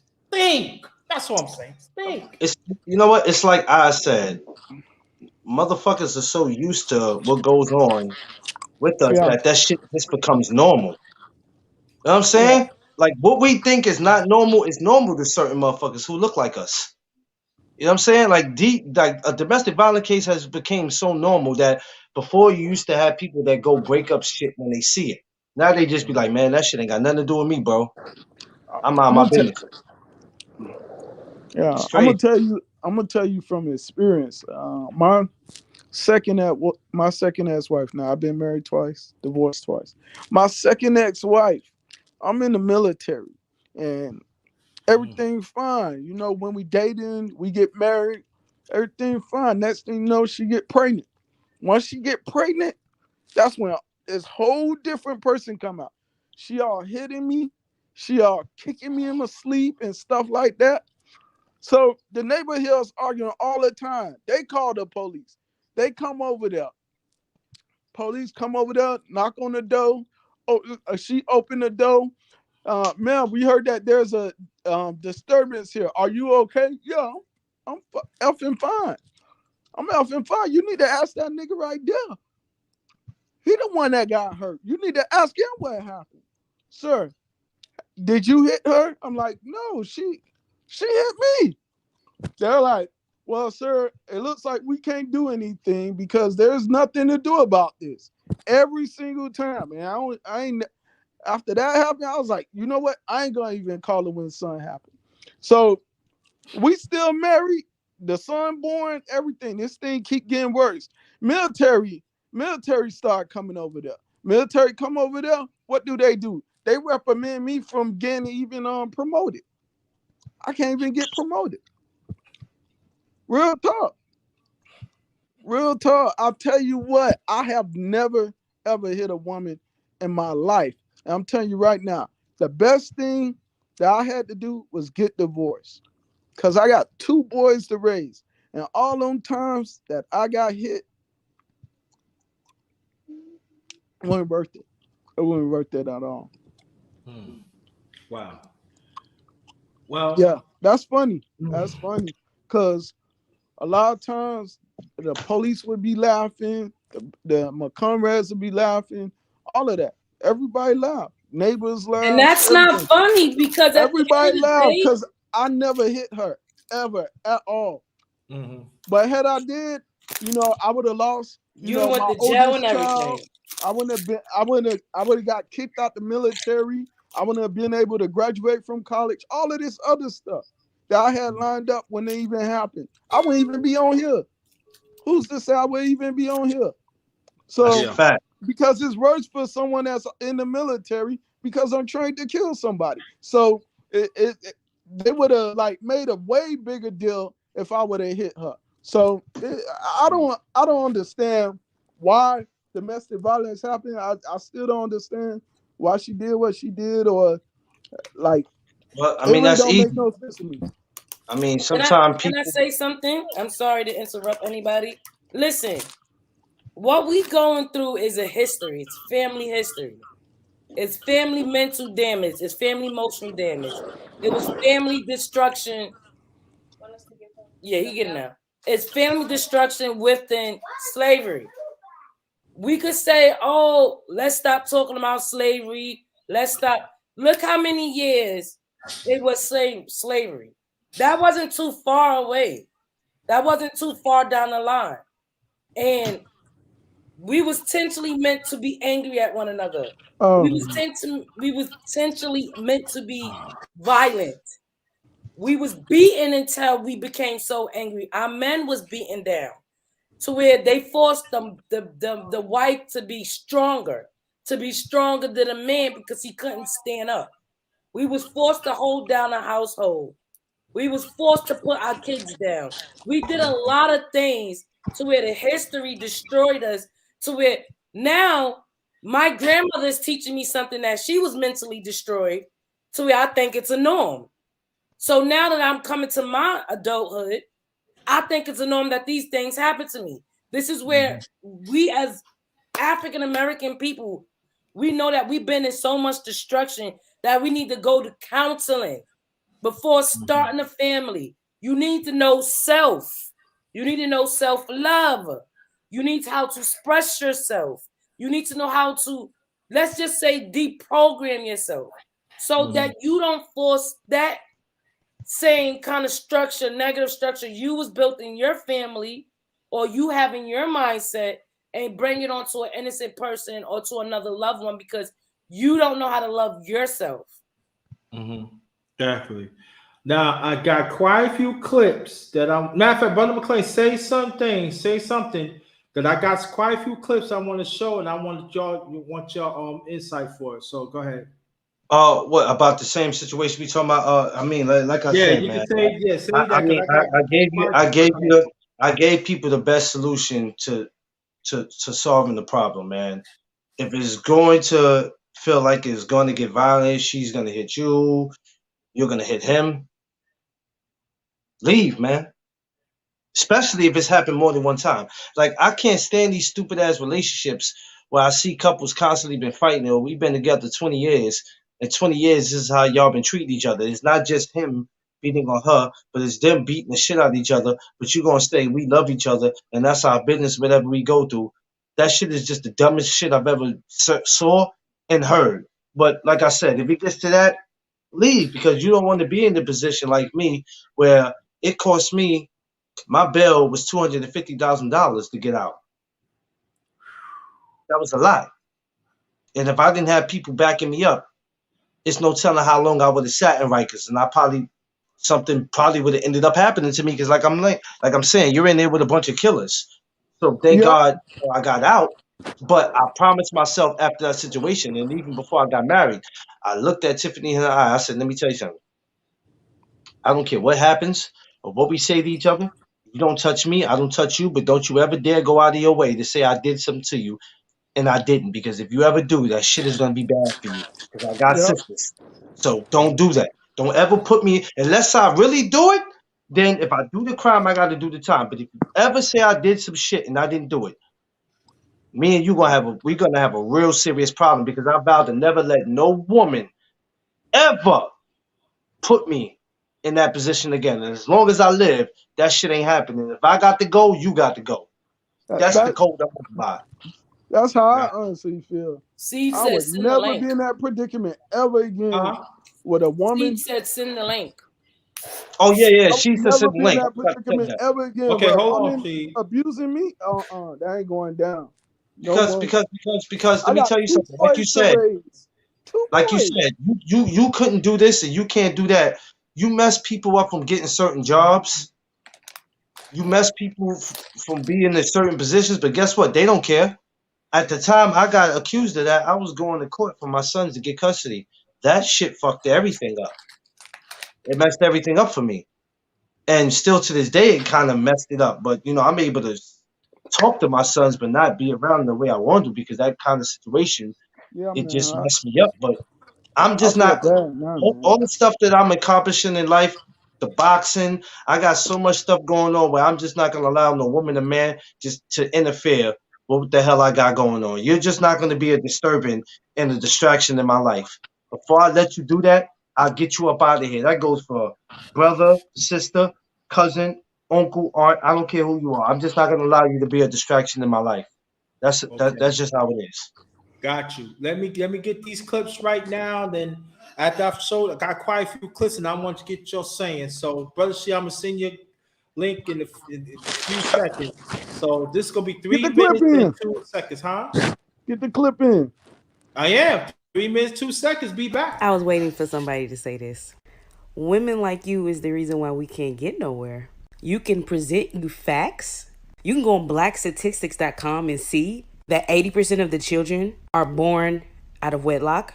Yet 54% of black men are childless and single and 30% are married, which means 84% is not in this equation. So that means that majority of the black women are having children with men that are less than 20% of the entire male population.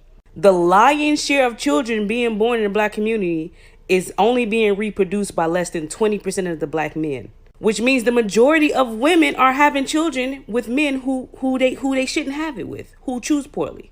Yet still, I'm the problem for pointing that out because it makes more sense to address the majority of the women who are choosing poorly, but we want to keep deflecting to the less than 20% of the men.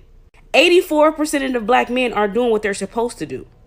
Yet we still can't hold ourselves accountable. All I could do is hold up a mirror. If you don't like what you see, and it triggers you, that's something that needs to get worked on. We want to yell and claim about both parties when 84% of the black men are not the problem. Yet over majority of the women having the 80% of the children born in a wedlock, we just want to ignore that. No, we need to work on that, sis. Because the fact is, we're not honoring our womb or caring about our children if we continue in this cycle. And we want to deflect and always say what the men are not doing when the majority of the problem is on the how the women are choosing. We're choosing poorly as a whole. As a whole, the black men, 84% are not. And that's why I stay with the facts. Because we get in feelings, we get with the narrative of the color purple and what the media want us to see when the facts doesn't support that. The facts say that the women of the lion's share of the children are being born by less than 20% of the men, and the lion's share of the women are doing this. That's what it's saying. So the accountability is rightfully needs to be placed on the women. There will always be people of the culture who don't do what they're supposed to do. They're called outcasts. In the old days, the outcasts, the men who didn't do what they're supposed to do, didn't get to reproduce. The women wouldn't procreate with them. But now we're doing the opposite. We're procreating with the people who shouldn't be procreating because we're not vetting and thinking logically. And that is the facts. When I made that post, I knew a lot of women was not going to like it, and I do not care. Because I care more about our children being born and productive and stability. So if that hurts your feelings, therapy is cool. Keep perpetuating this cycle is not. Oh, she is so freaking right. That She was is real, so man. right. That was real, man. Hell yeah. I felt like I was defended. I felt like I was defended. I felt like she spoke what I wish a woman would come up to me and be like, "Oh yeah, you're doing your job. I need you." Yeah, I wish a woman Even though would. she was going in and out, but yeah. Oh my, by yourself. I need you. I need you. You doing a fine job with them boys. I wish a woman would do that. You just the man I need. Oh my God, she speaks. You gonna so PTS right. me this too? Oh my God. You That's put your crazy. kids on the road. Oh my God, perfect attendance. And see, let me say this though before we continue. In this space, and even outside the space, there are women is actually saying beside you know, our sister right here, Eyes Love to Talk, and a few others, they've been saying this for a while. But they're not trying to hear that. They're not trying to hear Oh that. yeah. Oh Only yeah. why I can say They don't it is even put because odds I love look. to talk in the algorithm. Don't Only even why put I her in can the say. algorithm. Only why I can say this is because I'm a prime example. I'm not gonna lie. Not bad. Everybody's perfect on decisions. I can say this because I live in the neighborhoods that I lived in. The poor, let's just say the poor neighborhoods. Okay. Majority, let's say the minority neighborhoods, and looking at the children running around, looking for the parents for the children running around, talking to Somebody the got parents somebody got about to the mute their children mic. running around, seeing that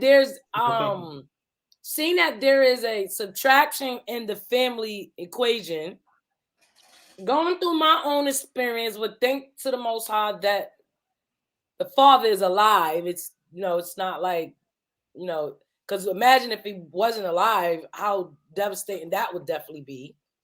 And saying raising my children and keeping it 100 with them.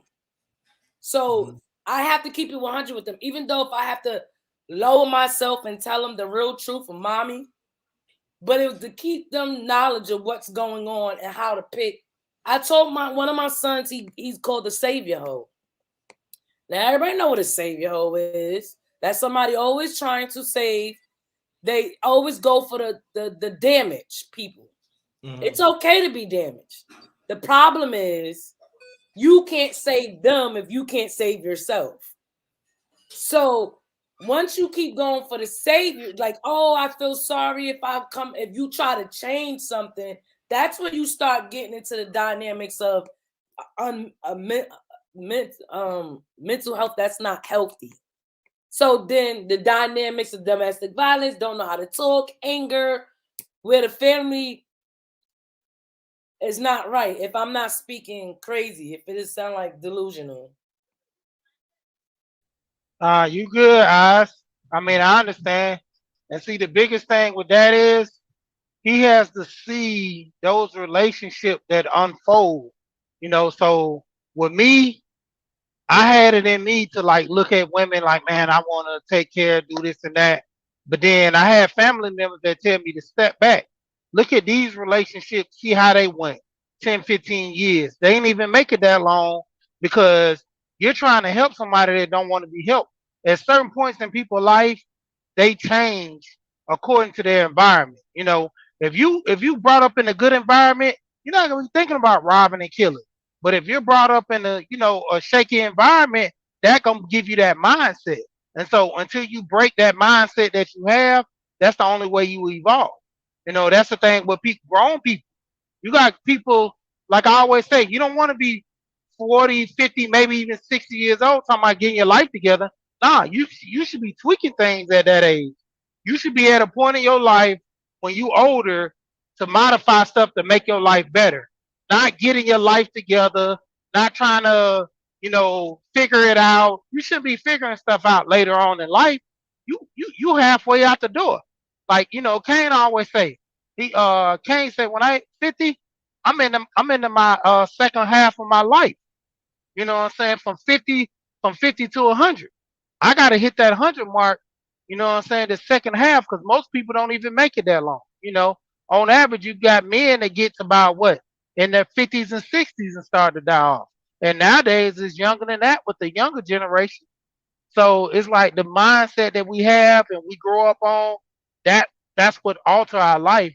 So more or less having examples in front of you, that continue to make you do better. Like, with me looking at wanting to have a successful marriage with my wife, I had to look outside my family with other family members, because directly my grandma, my granddad, they were together all the way into what, almost 60, 67 some years old.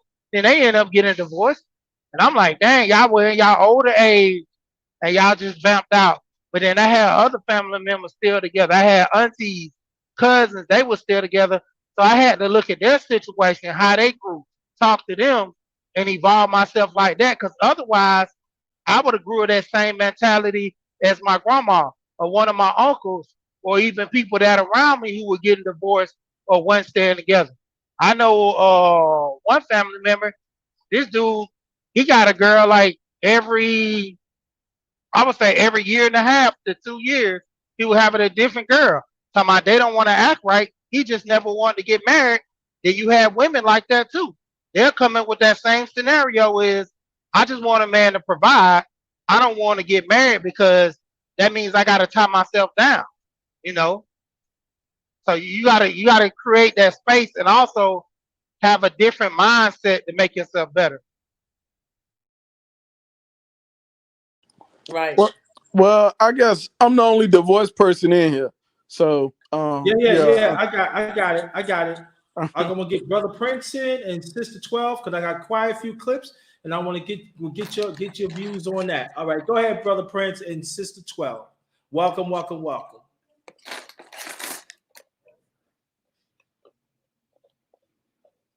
Brother Prince, you still there, bro?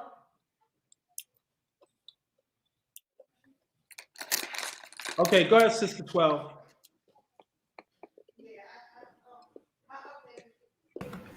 I'm sorry, what's the question? I just want you to elaborate on, on the topic. Elaborate on the topic. So you want to let SP talk and then she can hear from what he said? Here we said, because after that, I got quite a few video clips. Oh, you want me to go to a video clip and then you want to do the video clip? Yeah, drop a video clip. Let her respond off that. Right. Okay, yeah. All right. This is what I'm saying. After I do the video clips to 12, then you go first, then everybody else. How about that? You go.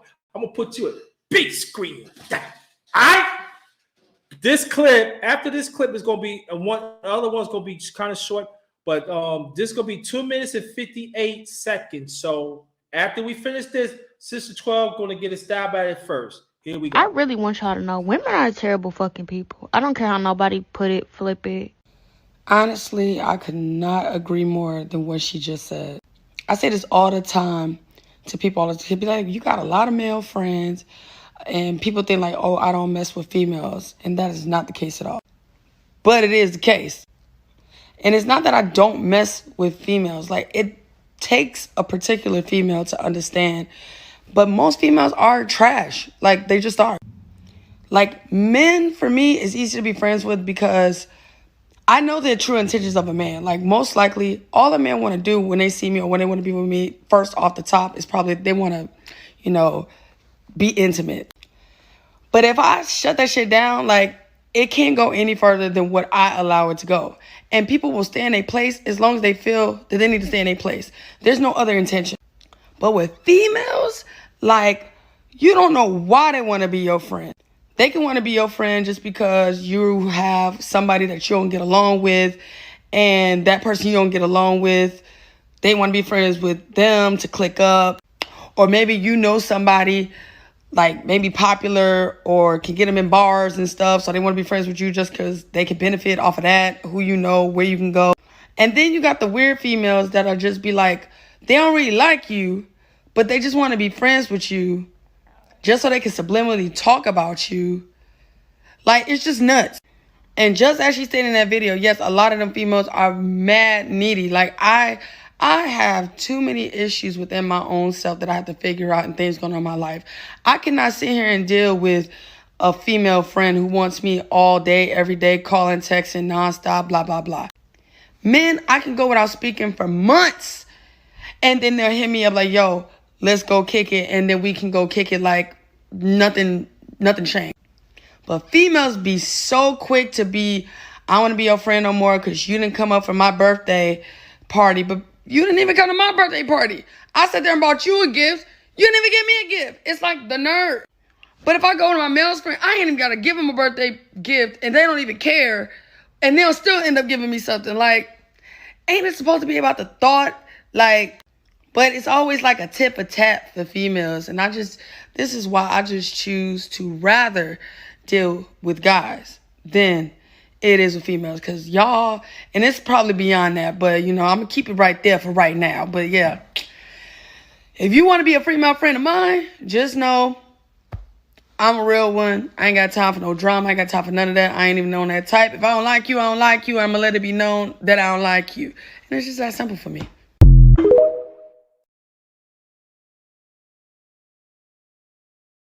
Hey, Sister 12. Good afternoon. Good afternoon. How are you doing? Hi. Y'all hear me? Yes. Yes. Okay, good. So I think that depends on the type of relationship the female has with the people, because I find that a lot of guys can be catty and women-like if they want to put, pair the women like that, because I find that a lot of men, they gossip a lot and they like to become competitive with women. And I'd be like, what's going on here? Because, I had worked at UPS and I was in an all-male unit, and a lot of the guys was getting upset when, the guys would listen to me because they wasn't organized, in my opinion. So I started telling them how to organize themselves in the warehouse I was looking at. And there was dudes getting jealous, and somebody had reported me to my supervisor. And they said, "Oh, you got to be outside. We got to put you on a diet." So they kind of helped me get promoted, because then I had to work outside and start doing multiple things instead of just do the same thing, putting those boxes on big freight trucks all day long for hours. You know what I mean? But it was still the men being catty. Some men, they're real catty, they real competitive. They have ways that are definitely, they feel like go by a woman's genders. a threat. Because if you really have a lot of friends, you'll see that people start pairing off. They almost all come off like the same, especially gossiping men that like to talk about everything. A lot of men, they like to keep up with stuff. They know everybody's name. They know who everybody is family with. It's very much like how they put females. And you see that in the movie Why Did I Get Married? And Why Did I Get Married? Those men was real catty like women, if you know this. So I think it's really about your friends, your pool of friends, how you roll in your circles, and where you working at. Because I remember when I was working at UPS, I had gave my supervisor a bottle of Coke, and then like the dude started saying I was brown nosing just because I gave him a Coke, right? But that's like catty women be doing. They were, like that just shows you politics and everything with everybody. Because when a woman wears a tight shirt or a short skirt, then they try to say the woman's using her thing. All I did was give a Coke to the supervisor. I was brown nose. You get the same conversation with any group you with. Yeah, I get what you're saying, Sis 12 Vals. And everything you say is right. But I'm gonna say this though. Those are simps. Those are ones that keep on putting the baby powder on them. You hear what I'm saying? They have not grown up with the grown person, stuff. But I tell you one thing, and this is true, and I know someone don't like when I say this.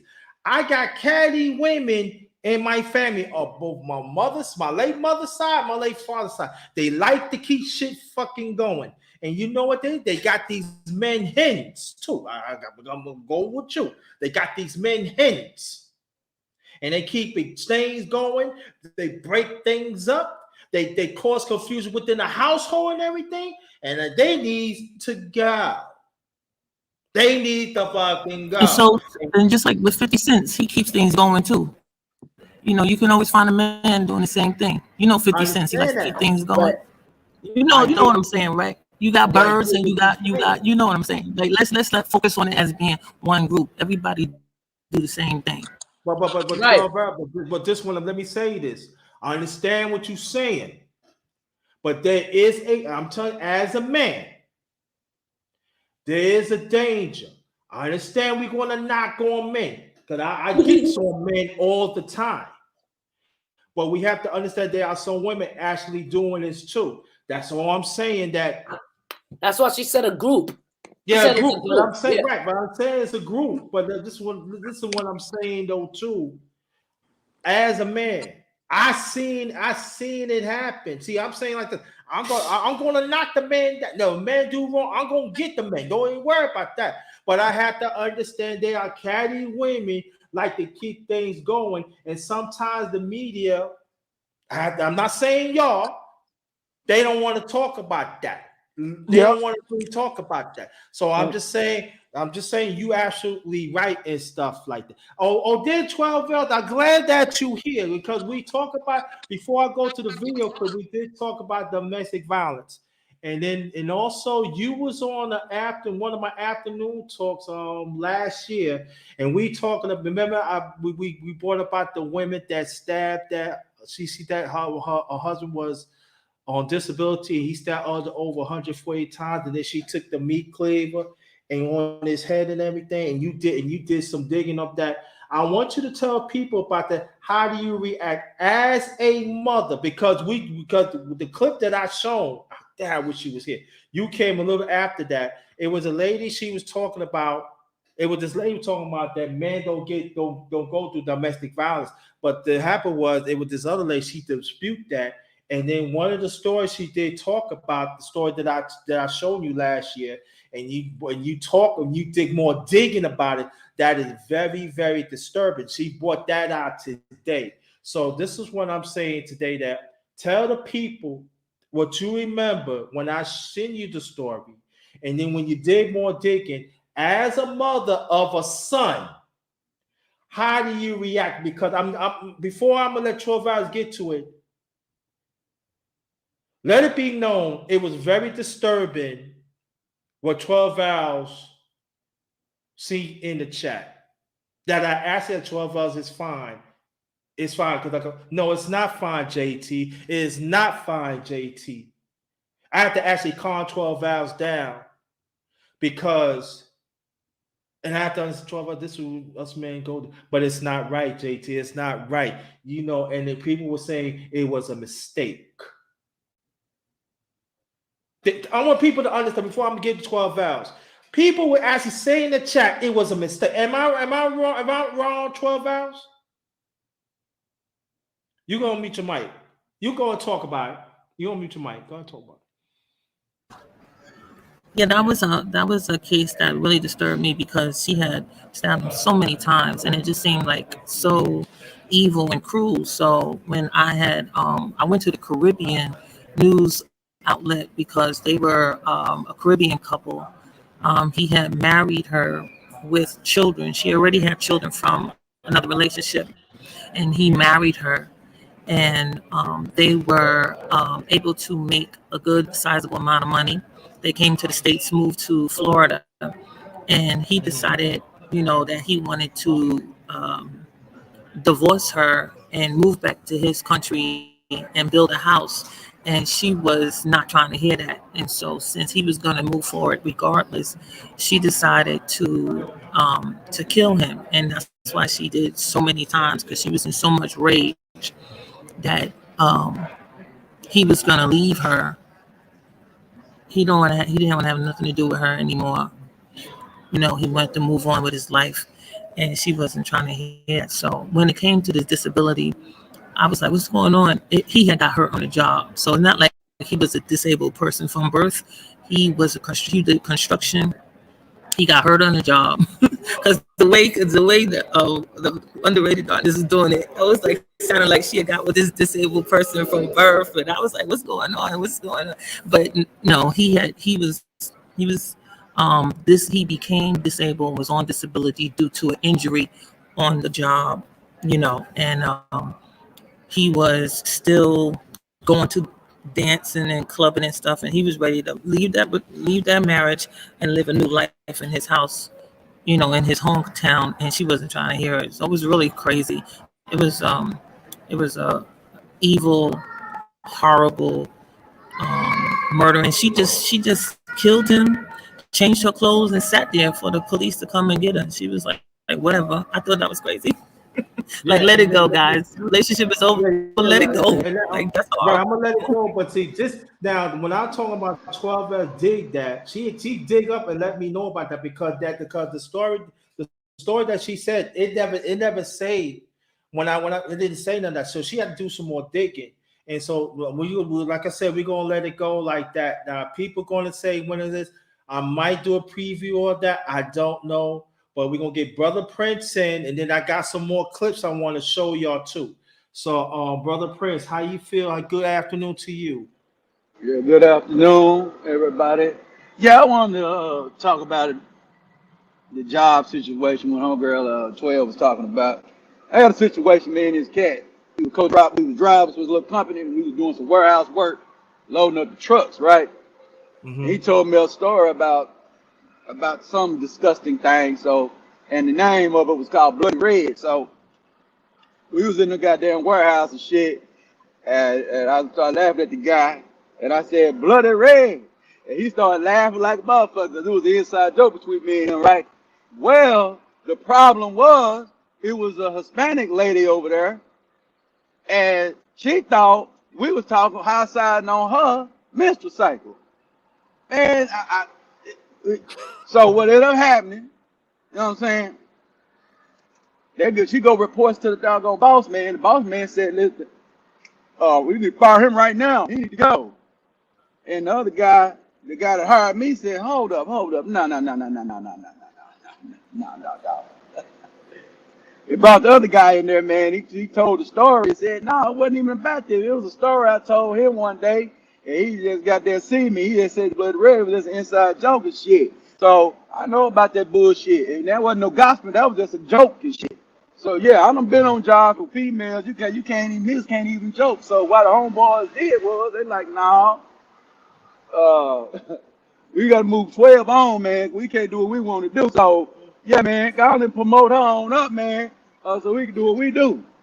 So yeah, because it can be some cross communication going on with male and female on these jobs sometimes. When I'm talking about warehouse job where we talking shit, swallowing spit, and real shit. And we wasn't even talking about no real shit. It was just an inside joke. Damn, that got a nigga fired. A joke that had nothing to do with her. So yeah, it's some politics on these jobs, man. And at the bottom line, the chick just didn't like me no way, because I used to talk shit to her and shit, and tell her what I felt about her. So, but I did it so professionally she couldn't get me, so she tried to find a slick way to get me out the job. Didn't happen though.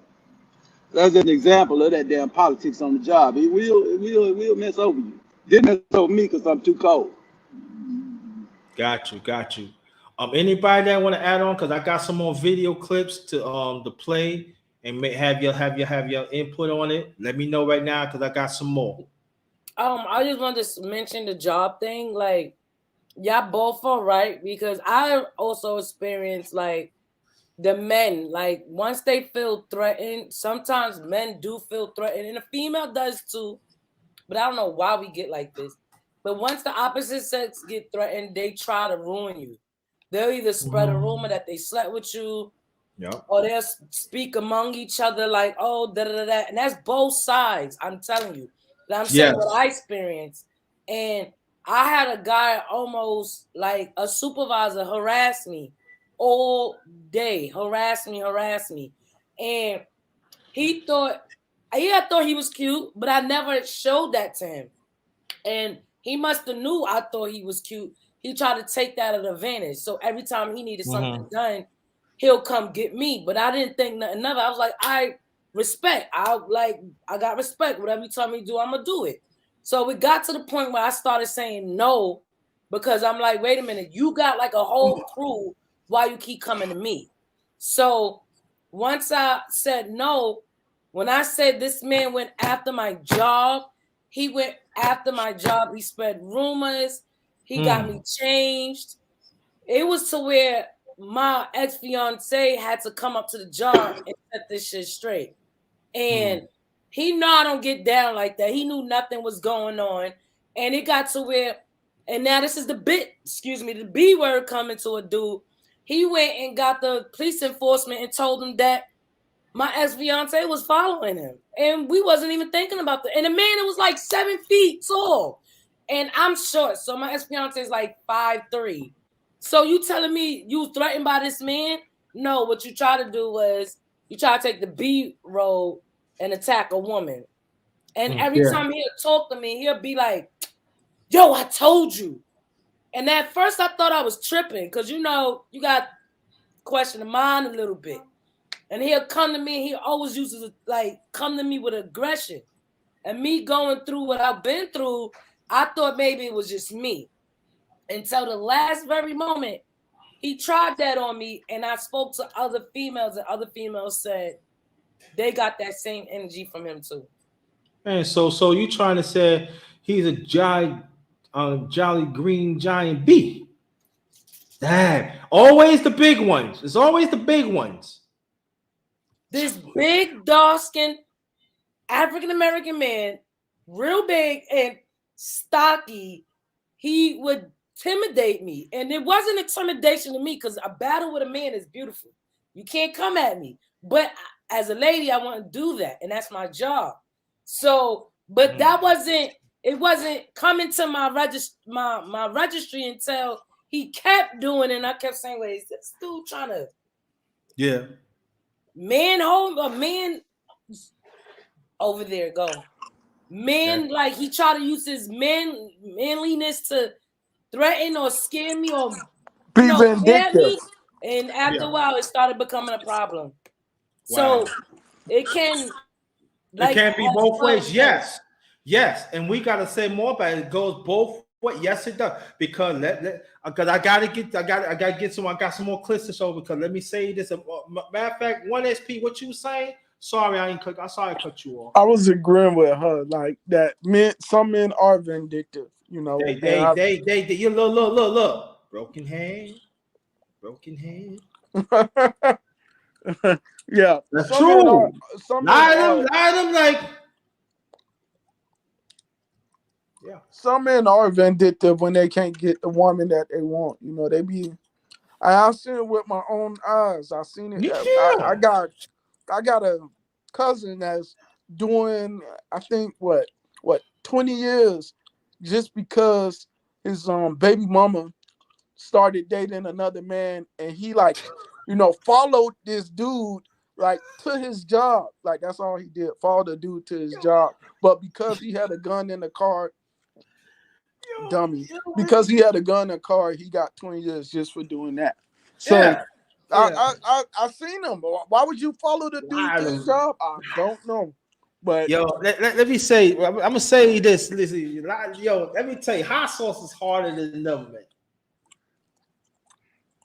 Hot sauce is harder than them. Let me say this though. On the low, there's men in this space that, oh, look at JT, he traveling with the miss and stuff. What's up with that? Yo, dog, that's not good. That's not good. Talk about me like that. Why is you worried about me? I'm smiling, right? That you want me to do is smile. Because you don't want me to tip my hat and be New York and get at you like that, right? You don't want that. You see, y'all, they want me like this. But I ain't being like, I'm smiling. I'm happy with the miss. Miss is happy with me. What's wrong with us that want family together? For me, it's like, brothers, listen. Listen.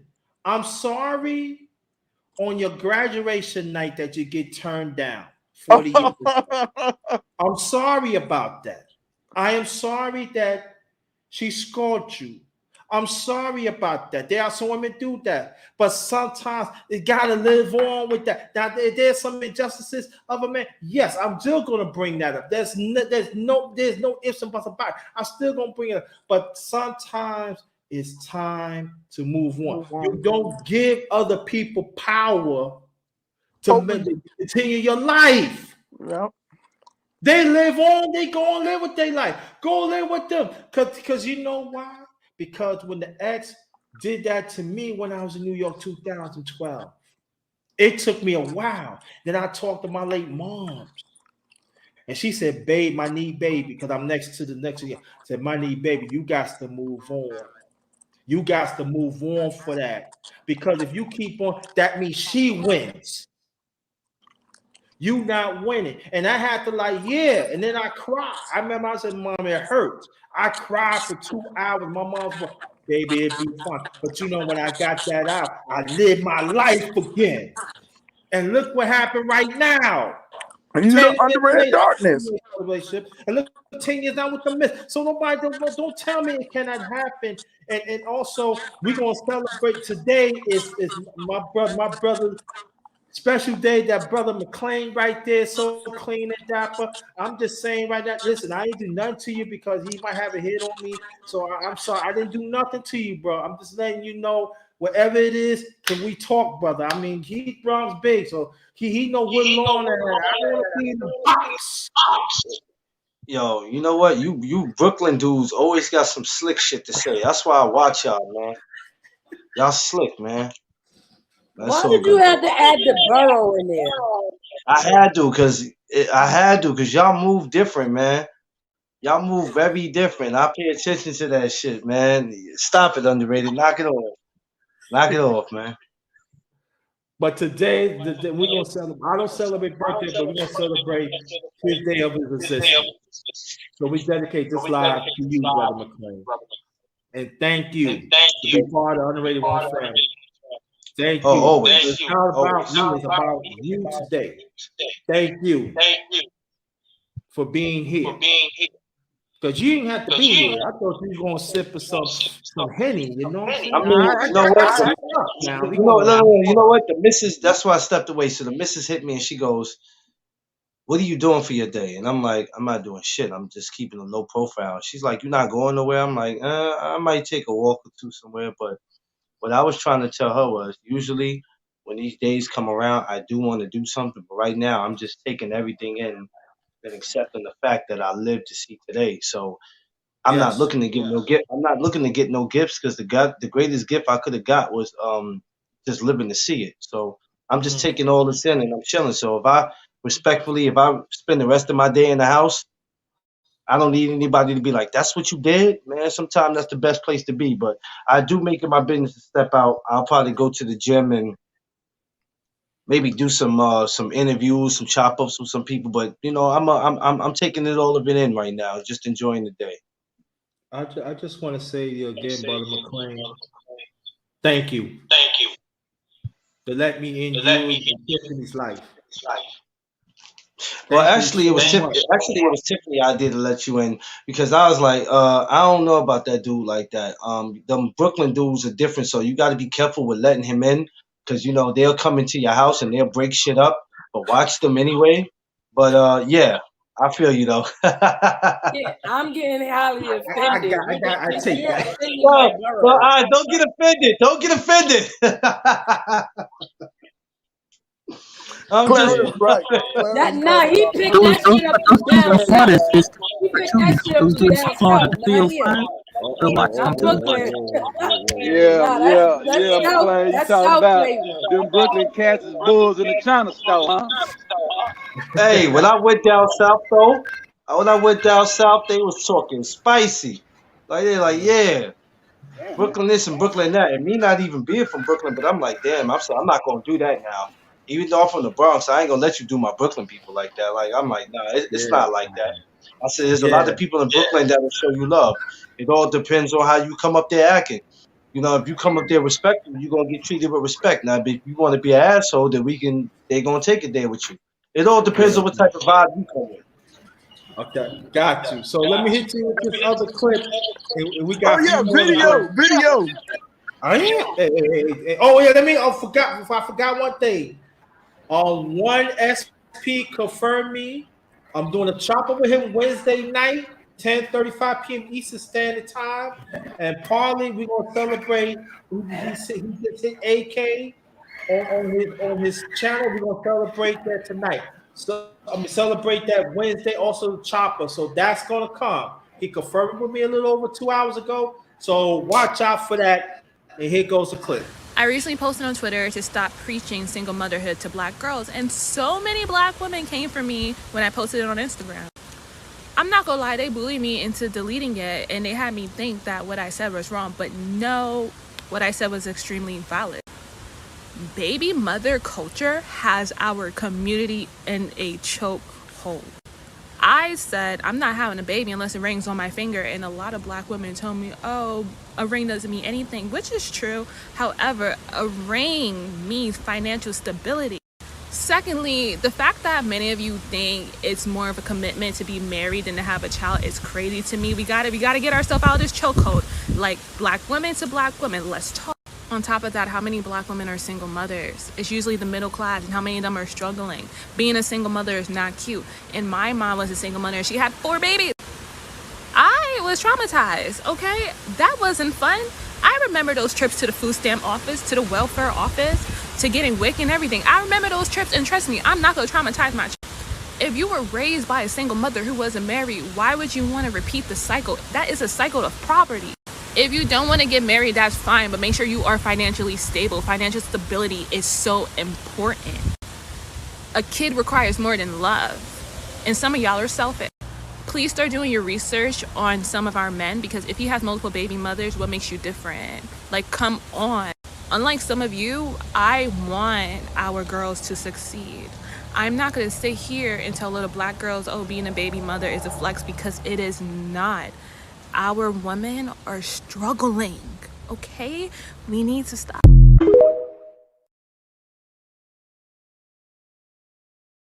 All right, before I give 12 vows and eyes love to talk. These are women that are single mothers. These are women that pack families. And we have to understand that there is a difference of single mothers that transition, change their lives, and the ones are not. We have to define that, y'all. All single mothers is not what she's talking about. And what she's saying is right. So these are the mothers when I'm talking, and other ones that I know. They changing their kids' life. They changing families. And when you're changing families, that means you changing communities. And I want people to understand that. And I salute to Sister I Love to Talk and 12 Vows and a few others that is willing to break the cycle, that is willing to understand the importance of family, not following what society is saying.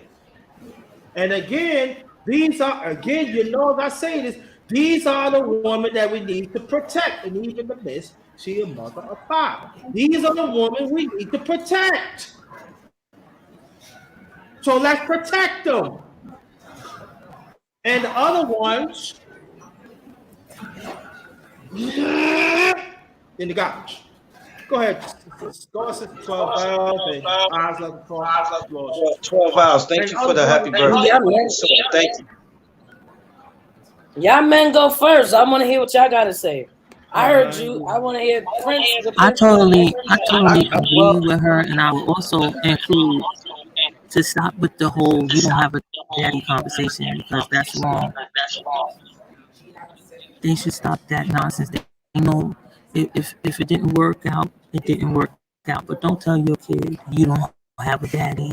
I hate that they bother to waste their time and say you don't have the daddy. I'm the mother and the father. All of that needs to stop. Okay, you chose to be with somebody. That kid has relatives. If you're not with that kid's father, you could still explain that things didn't work out. Relationships come and go. So it's an opportunity to teach a lesson. It's a learning lesson rather than try to like make an absolute that it was all you. When the kid is like, "How did you get the baby?" I mean, come on, you coming off like a liar. Like the mother comes off like a liar right from the jump. She starts talking about you don't got one. That's a lie. So now the kids, now you already making yourself look bad in front of your kids because you won't be honest. You know, you trying to gaslight the kids. All of that needs to stop. Now they really need to stop it because one minute you want to go to child support, then the next minute you want to say, okay, well you don't have one, you don't have a father. No, you do. You just establishing that you wasn't responsible enough with whatever way you went with about things, and it needs to be addressed because that's how you can positively self-reflect and how you can address your own issues moving forward. But don't say it wasn't even significant. No, your father, the father, and the kid's life is significant because the kid's got his ways.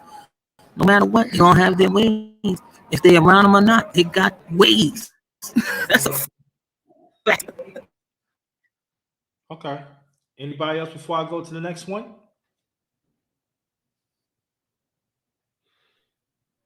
That video, it was in and out, so I really didn't hear anything underrated. I'm not gonna lie.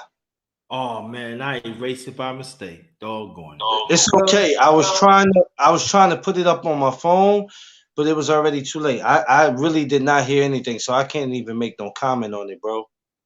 Okay, no problem. Anybody else? On to the next. On to the next. And Where the hell do you get off coming to me in front of the entire? that's why I'm married. Oh, Tell you sorry. right now, that doesn't make any difference if that person is still not a person that should not be having children. You do you understand what I mean? So, like, even if you get married with a person, they still could be a deadbeat. Why you married to them? They could be in the same house with you and still not do anything for that child. That's So, true.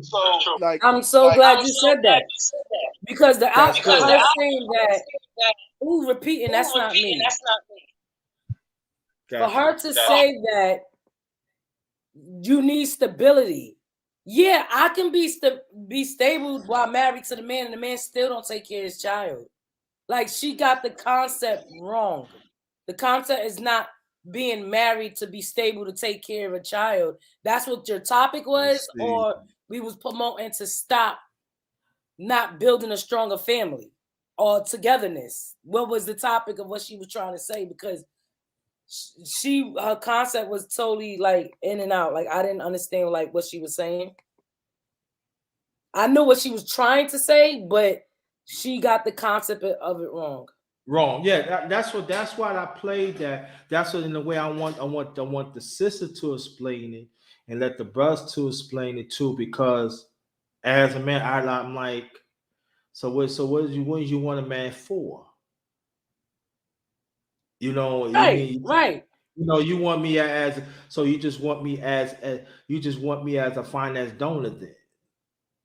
I agree that you get married for stability. Yeah. Yeah, I agree with that, but there's more to that. Situation.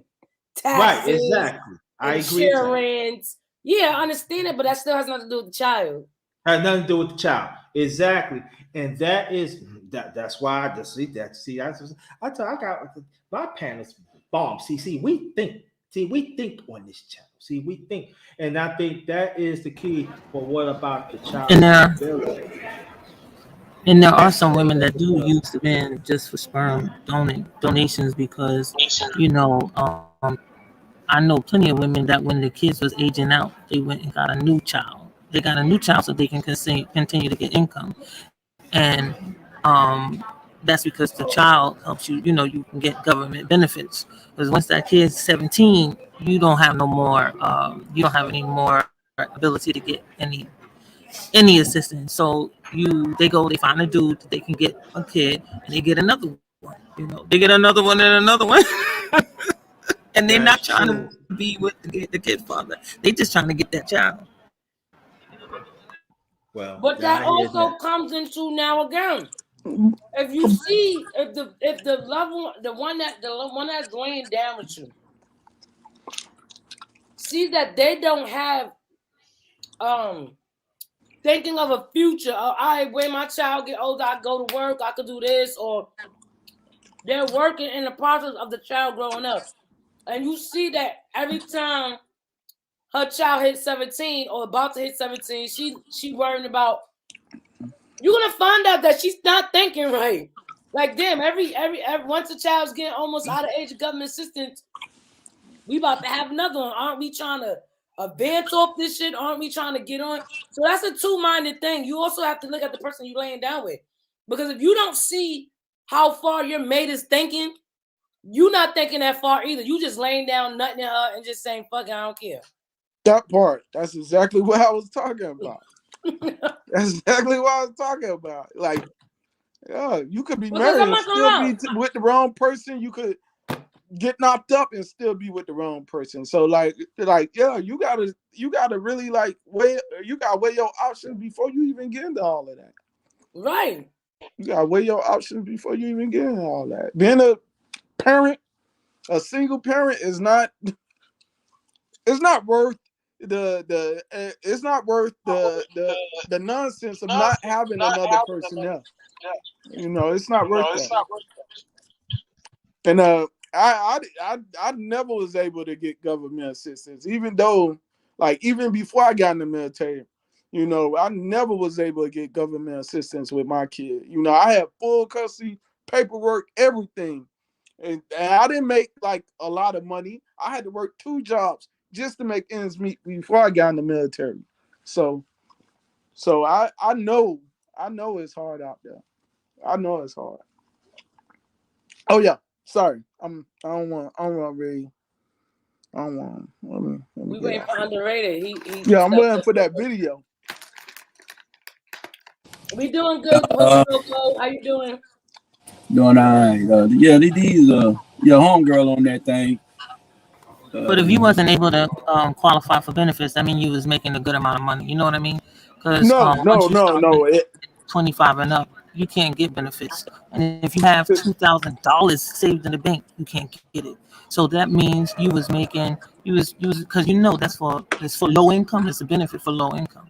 So that's why a lot of times a woman wouldn't even be working because you can't hardly really make no money. Once you start making over minimum wage, they're gonna try to not give you no benefits. That's why you see a lot of them won't work because you're not gonna get benefits if you make too much. In their opinion, you gotta make the minimum. I know pilots who's on welfare. No, that's a lie. I know pilots who's on air pilot people. They on welfare. I know. There might be 1099 designation. That means they're not reporting it to the tax man. Right. So it's not really. I know white folks that's way above my income are getting. Not to be a racist, but I'll go further down. Yeah, even on the ones on corporate too. Oh yeah, you talking about corporate welfare? You talking about the Trumps and the Jerry Jones board? There you go. You know. Yeah, but that's them taking a chance with fraud because you know that they'll play around. What he talking about is when they get them stadium monies and things like that. That's the why you gonna go to jail? Tax abatements, filing on the trust, and all that, moving money around. Like the PPP loan game. I forgot one of them banks and them getting like $2 billion back from the PPP loan game. Hey, oh yeah, and let me say one more thing because I got some more clips. I got some more kids to play. Let's not forget about that dirty old Brent Favre. Oh yeah. He stole. There's some reports that he stole over he stole by what $10 million. Some people say it was almost 77. Some of them 77 million. That he got from in counting. Yeah, he got from the Human Resources Division over there in Mississippi. Yes. Yeah. The welfare center tells them do not come into the office with your uniform on, so no one would know. And also, too, look up the documentary of public assistance. It's a guy that was blowing it up. He did movies and everything. He don't do nothing now. I don't know why. I'm surprised. I haven't seen him in a long time. And he was blowing up that there are people that are making good amount of fun. Well, they really not if they on public assistance, but they got good time jobs and they on public assistance. They tell them do not come into the center with their freaking uniform on. Yeah, and I remember it was a chick I knew in the neighborhood or whatever. She said, "Can you take me up here to this welfare office?" I said, "What time you need to be there?" She said, "I need to be there for the open." I said, "All right." So I ride, and I said, "I knew. I just want her to confess it. Why you want to come here for an open? Because I can't see them rolling up in this Cadillac, getting out this Cadillac."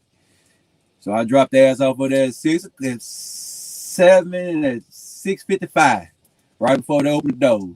I said, "This is what we gonna do. I'm gonna pull up on the side. You get off on the sidewalk." Because I was trying to buy food stamps anyway, so I was hitting the lick on top of it. Fuck that. I need you to get that. And she got them, exactly. And I turned around and gave $100 for $20 worth of food stamps. We were good. Got you.